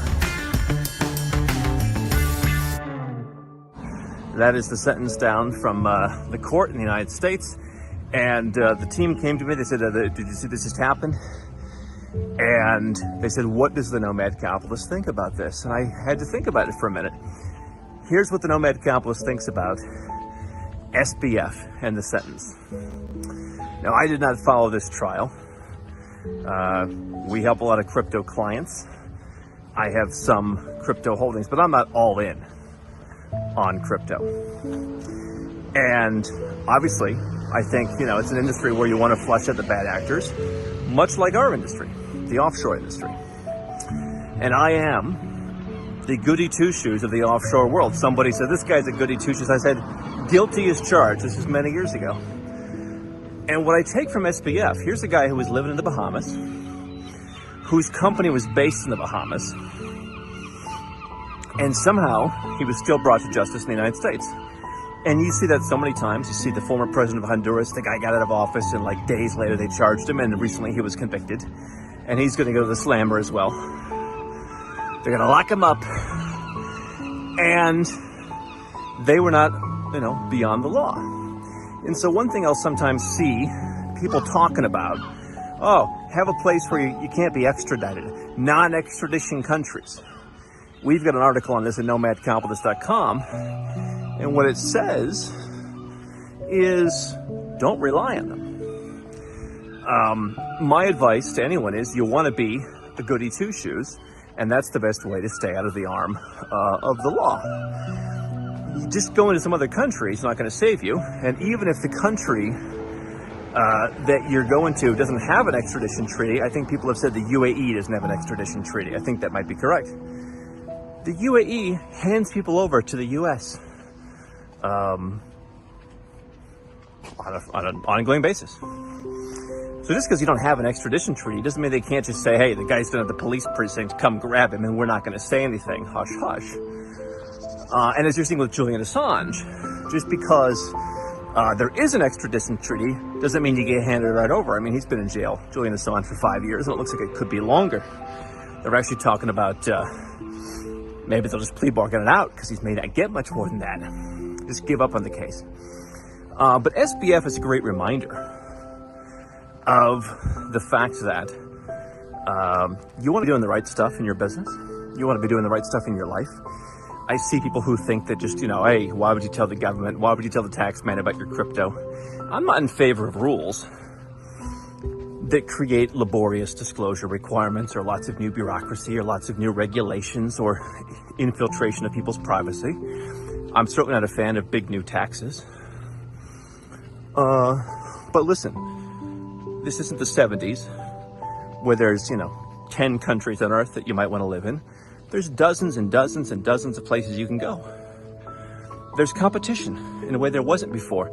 You could almost say that the world today, with the places you can live, I spend time in Malaysia. Got one of my guys going to Malaysia to work on the house next week. I spend time in Malaysia. Would you have gone to Malaysia 30 years ago? No. So it's almost like, if you look at since the fall of the Soviet Union, for example, you've had dozens of new countries, both from the Soviet Union and many other places, that are suddenly livable, that weren't livable then.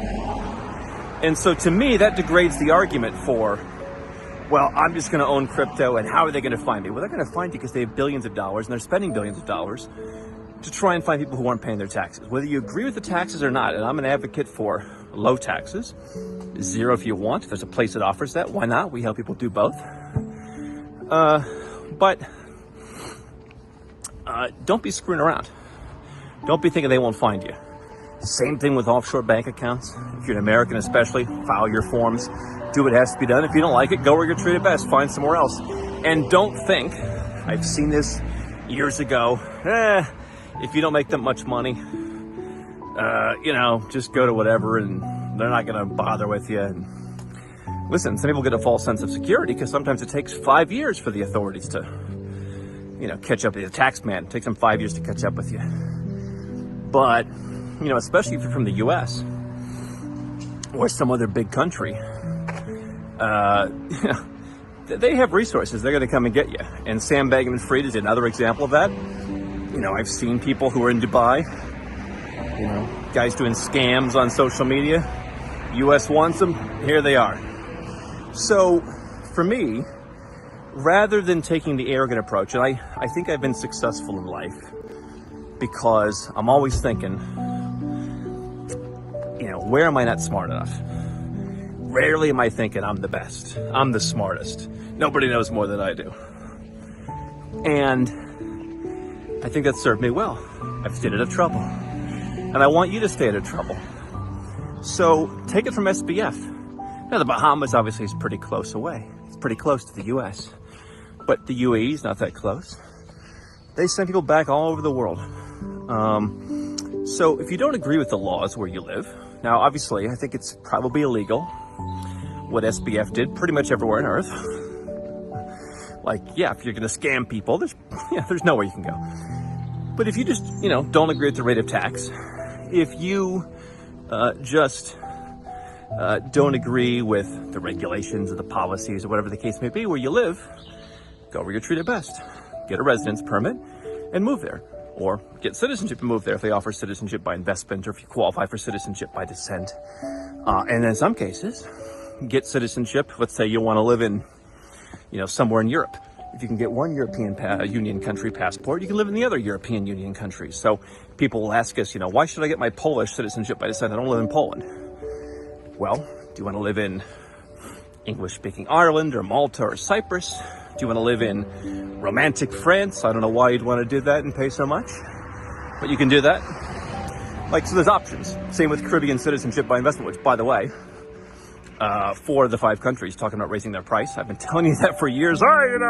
Same people who think that they're going to hide out somewhere and they're just going to not be found. But the same ones saying they won't raise the price. They're going to raise the price.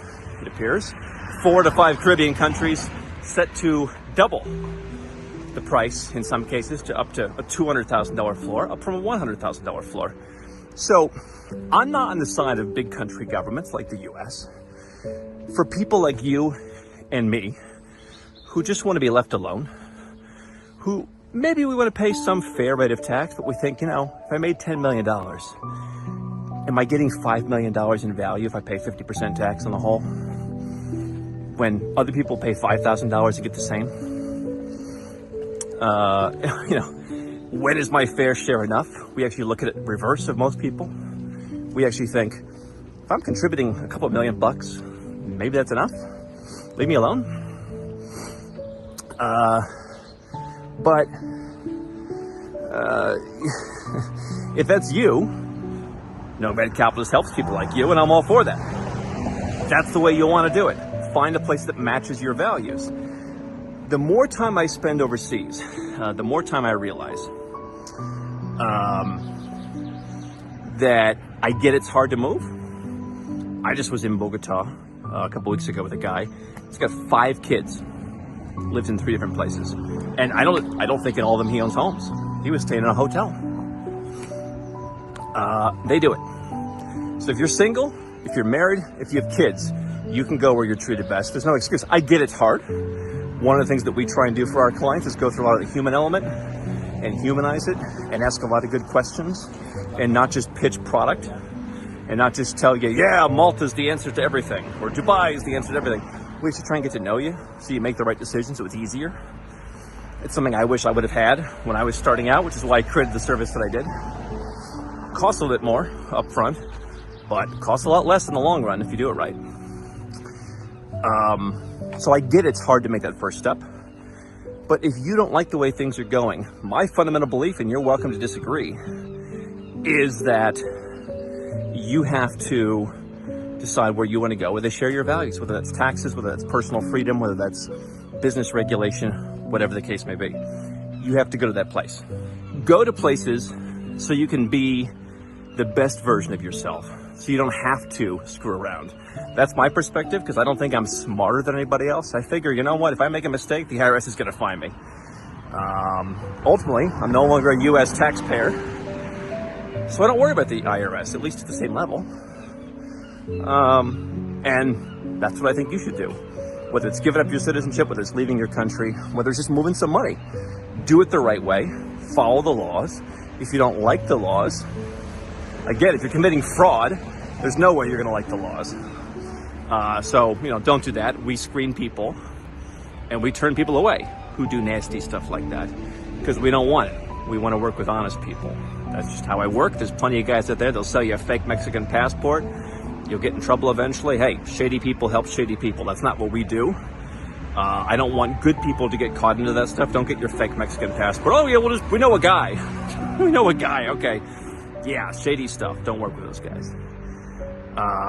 Nobody will know. Don't work with those guys. But if you're just doing things honestly, what? I just want to be left alone. Don't think going somewhere else is going to save you. And as for me, as a guy who renounced U.S. citizenship, there's been a handful of people over the years who are like, oh, I bet he's trying to avoid something. Believe me, if a government like the U.S. wants to get you, they're going to get you. So don't think that, moving's going to do that. I've never thought that was the answer to that. I've always thought, how do I live an upstanding life, run an ethical business? Maybe a few people don't like it, but most people do. And going overseas gives me more opportunities. But it should never be for anything untoward. And that's my thoughts on SBF.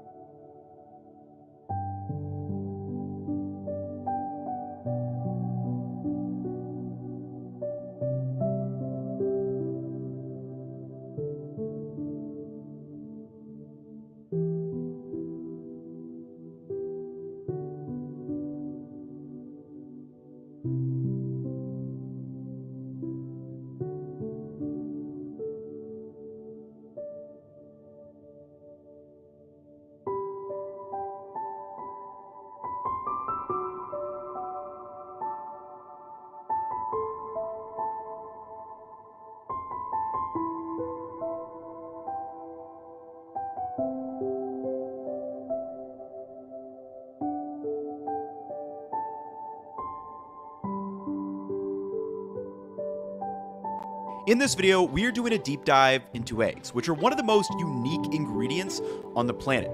They have almost unlimited use cases, from being eaten as a protein, or can be used as an ingredient in sauces like mayo, the yolks in pasta, or the whites to a meringue. However, there is something I've wondered for years.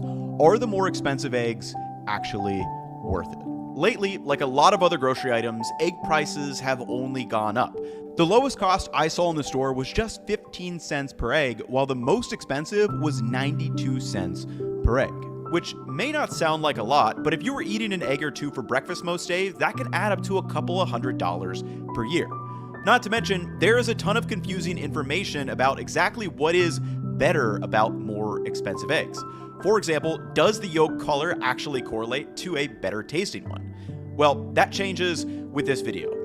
Those who say that expensive eggs are worth it will typically cite an answer under one of these three reasons. 1, expensive eggs are more ethical and humane. 2, expensive eggs are healthier for you. And 3, expensive eggs taste better. So these are the questions you will be able to answer by the end of this video, along with many other questions you probably have. My goal is to lay out all the information so you can make an informed and confident decision the next time you are at the grocery store. So, where do we begin? Well, first, let's take a step back and learn how the egg became a mass-produced commodity, where today, a single laying hen can produce 300 eggs per year, leading to a total US egg production of almost 100 billion.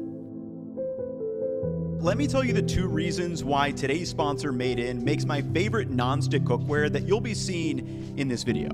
1, these pans are oven safe up to 500 degrees and they are double cured. So this service will last a lot longer than other non-stick pans and 70 times longer than ceramic non-stick surfaces. So you might be wondering, what kind of vinegar can I use? Well, most vinegars totally work. This is apple cider vinegar just because it's kind of the, trendy hot one, but you don't have to have apple cider vinegar.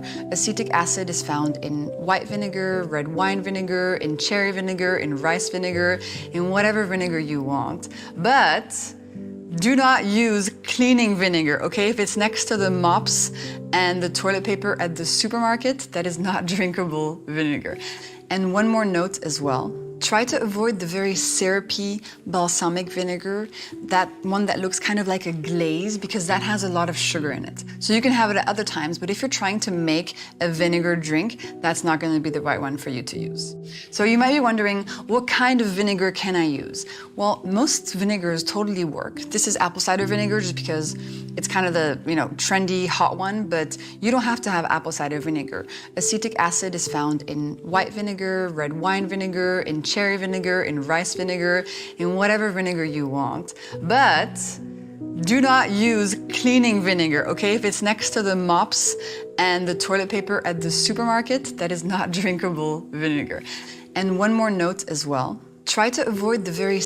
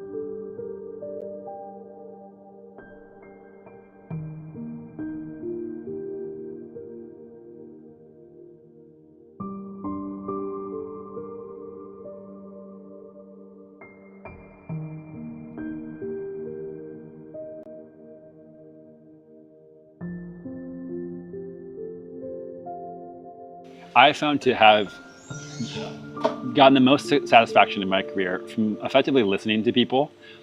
That starts with the seeds of what do I want, and making that and saying, do other people want this? And if they do, then listening to them and then figuring out, okay, what else do you want? How else do you want this to change? Do you want it in a different form? Like having touch with people and them giving me feedback so I can iterate on things and improve and provide value for people is like sort of what keeps me going every single day. On this week's podcast, I had the pleasure of sitting down with my buddy, Anthony Gustin. He was here in Costa Rica for the official launch of Lineage Provisions, our new company making animal-based food. Our first product is the meat sticks, which you'll hear about in this podcast in detail. But it was awesome to get to talk to Anthony about our shared vision for food, snacks, making animal-based convenient, all of the ways that we really wanted to craft Lineage into a very unique brand. And there is a lot of brand story here, the things we didn't want to do, the shortcuts we didn't want to take. So hope you guys enjoy this origin story of the newest thing that I've created with Anthony Gustin, my good friend. And we get into a lot of our history together, going to Tanzania, talking to the Hadza, all the things we've experienced. So there's a lot of cool stuff in here. And I think you guys will get a better appreciation of how companies are built and what is behind the beauty that is and will become even greater in the future of Lineage Provisions. So enjoy this podcast with me and Anthony Gustin. Thanks for coming on the podcast while you're here in Costa Rica. The last time we were on a podcast together, we had just left Tanzania. Yes, we did. Also in Costa Rica. We were in Costa Rica. On my balcony at the Airbnb. Uh-huh. You had not moved yet? I sort of was in between living in Costa Rica and living in Texas. Yeah, it was like the first week, I think, after. Oh, that was probably the first or second week. That was the beginning of my Costa Rica odyssey. Yeah. And now here I am, fully expatriated, not officially. The land of the free. I haven't renounced my citizenship, but yeah, man, it's good to catch back up with you. And I thought we could talk about a lot of things today, but let's start by chatting about food, something I've talked about a lot on the podcast, and our common disdain for the quality of foods in general that people have available, and the lack of easily accessible foods for humans, and sort of why we decided to collaborate and do something cool with this Lineage thing that we got going on now. Yeah, I mean, this is something I've sort of envied from your perspective being in Costa Rica now, is it seems like there's such abundant growth of food at all times in the year. Whereas even in Bend, where I recently moved, I am always trying to eat local, seasonal, which is amazing during the summertime, but tough during other times of the year. And just in general, living an American life and being in a suburb, going around traveling, the access to actual real food is so abysmal. And this is the thing that has pissed me off the most, honestly, of like not living in the jungle, not having abundant fruit trees in my backyard, etc., not having my own farm anymore, which we used to have and produce so much of our own food. And that's still been the sort of like biggest thorn in my side, at least. How much do you think convenience leads to bad health for people?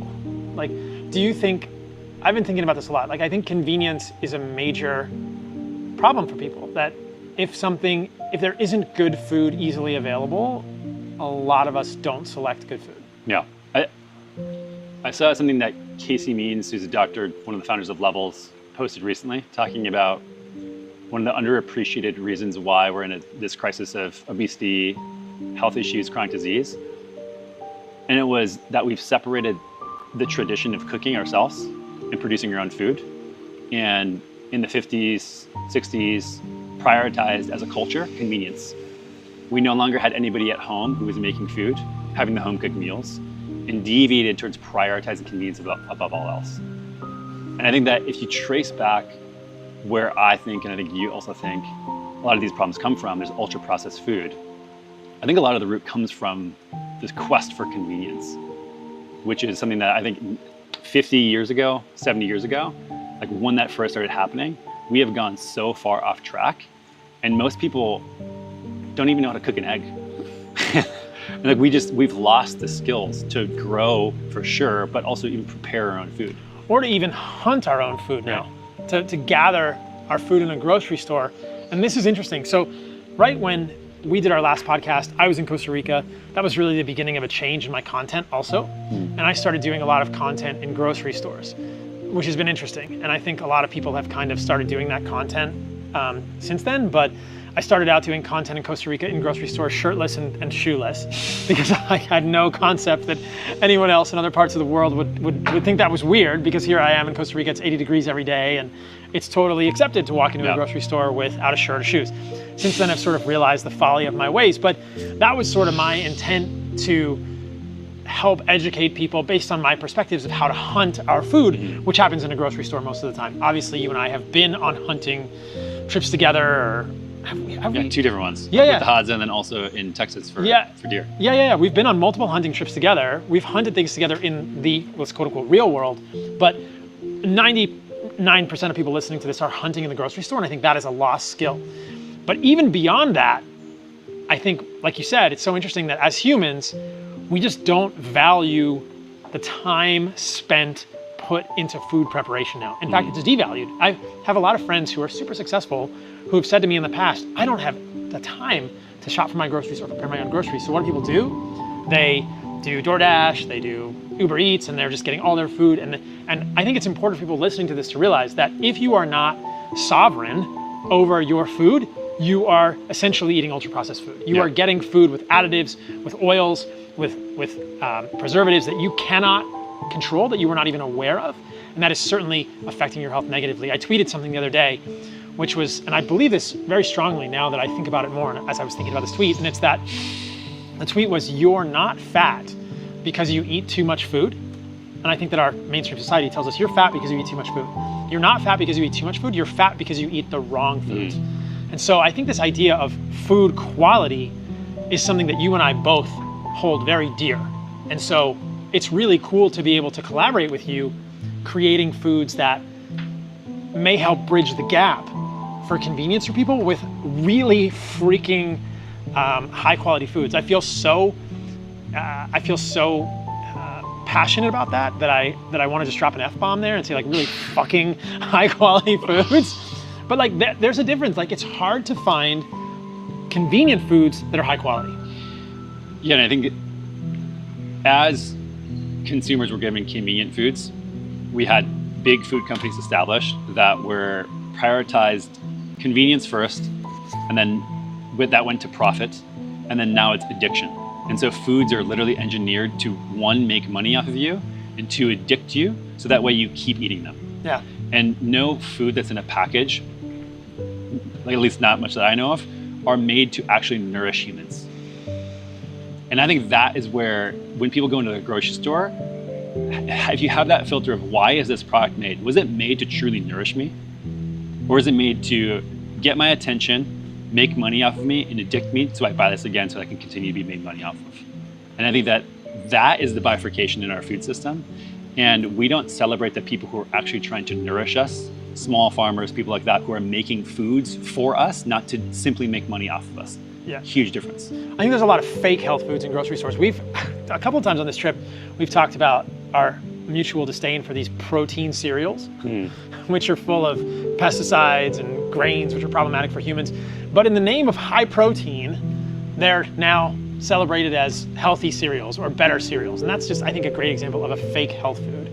100,000 times more glyphosate than is shown to cause liver damage in rats in most cereals. Really? Yeah, 100,000 times. It's crazy. and nobody's talking about this. And in fact, one of the guys on my team just sent me something the other day about another pesticide called chlormequat in Quaker Oats and Cheerios, and like the technical... Who knows what else? I mean... Yeah, like massive pesticides in these foods. And yet, this is never talked about, but these are fake, highly processed foods. So, I mean, let's talk about lineage. Like, I'm proud of this. Let's talk about what we built here. Well, I think even before that...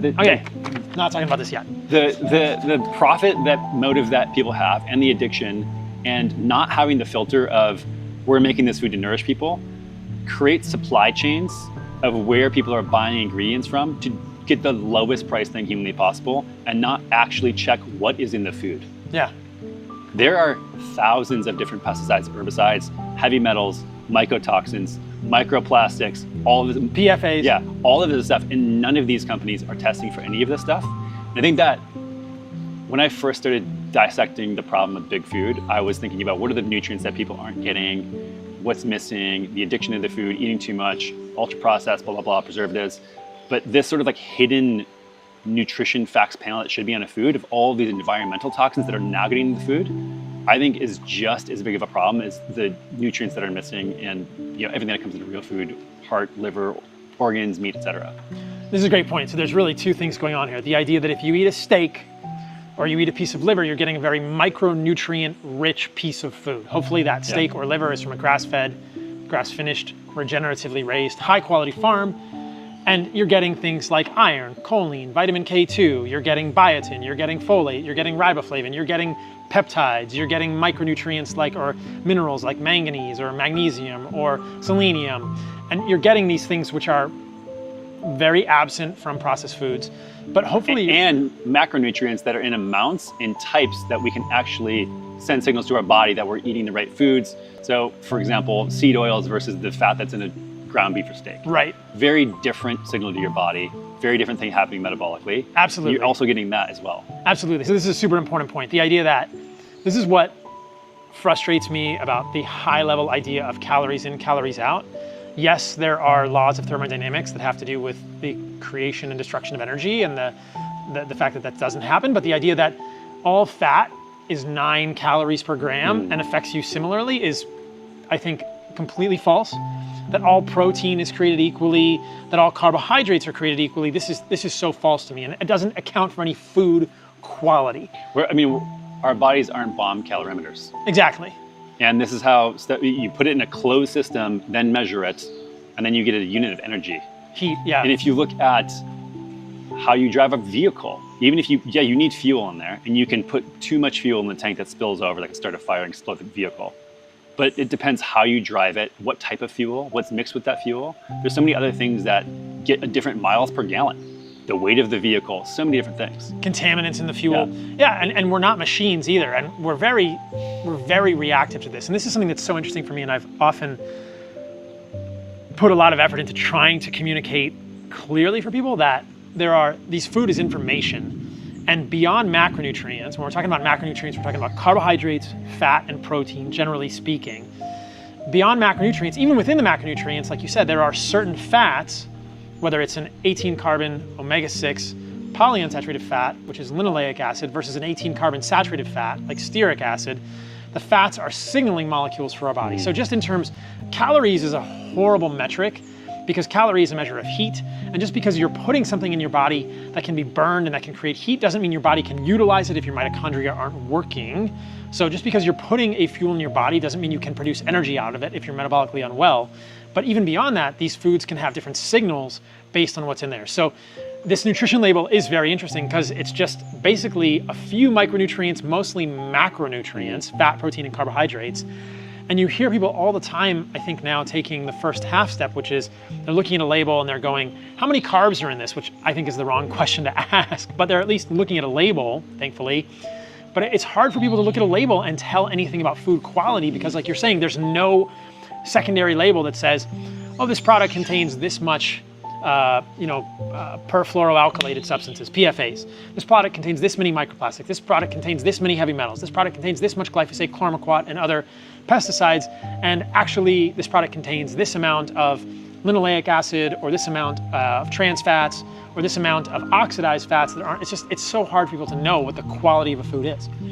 We didn't have nutrition facts panels on food, I think it was like 25 years ago that they first put them on there. Crazy to think. Think about getting a package of food like this and turning it over and seeing nothing.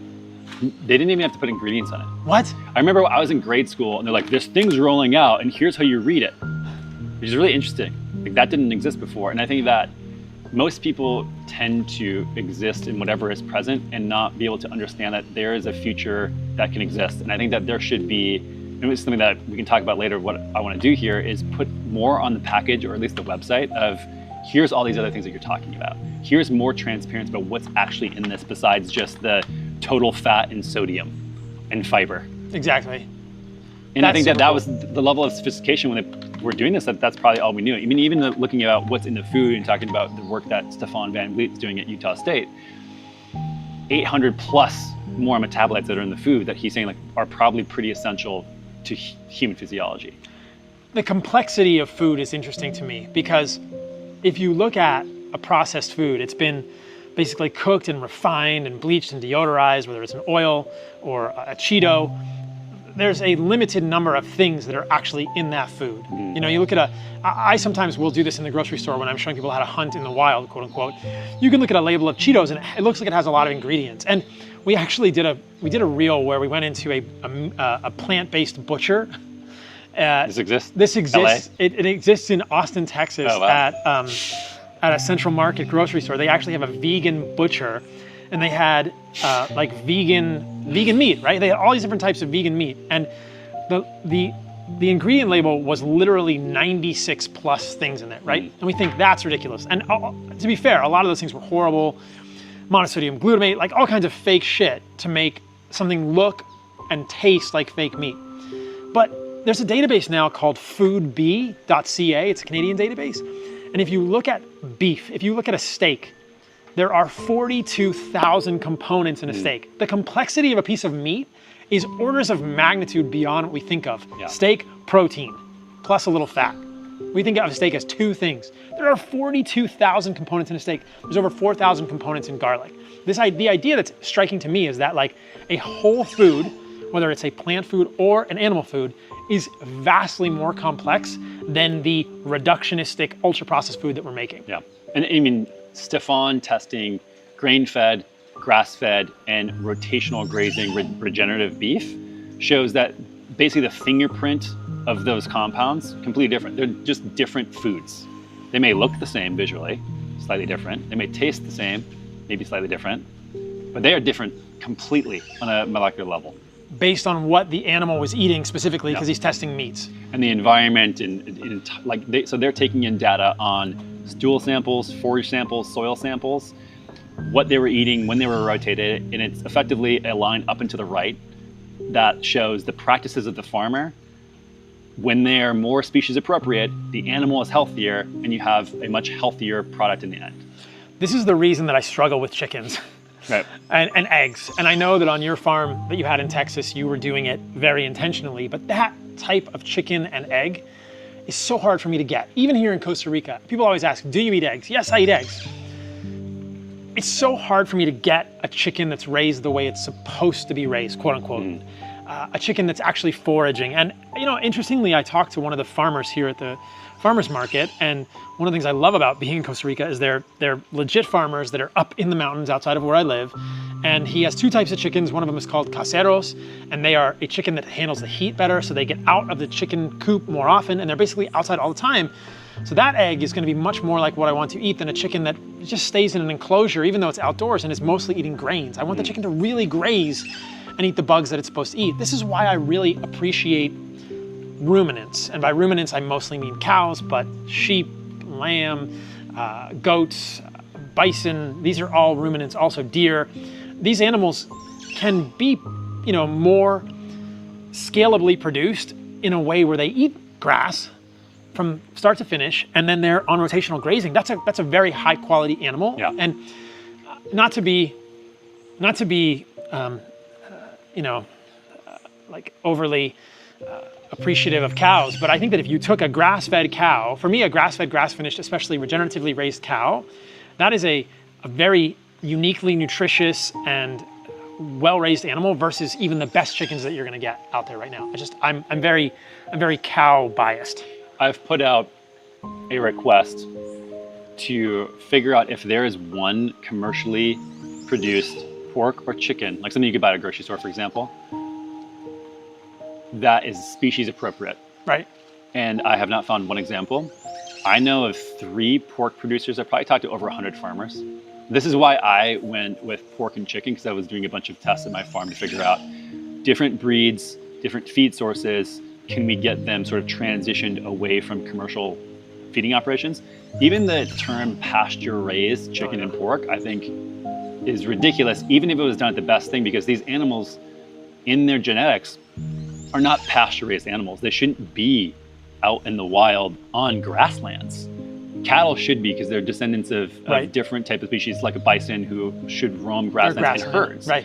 Whereas chickens are jungle fowl. They should be up in the trees here in Costa Rica, eating weird things that grow in jungles. And then we took them out. Trees, yeah. we took them out because they're prey animals, so they should be up in trees away from things that could eat them. And this is why if you have turkeys in the wild, even will go up in trees, in forests. They will not be in pastures because eagles can come and eat them, whatever sort of predator. Pigs, forest dwellers. They are not pasture-raised animals. Right. And if you put them in a pasture, they actually ruin the pasture because they root.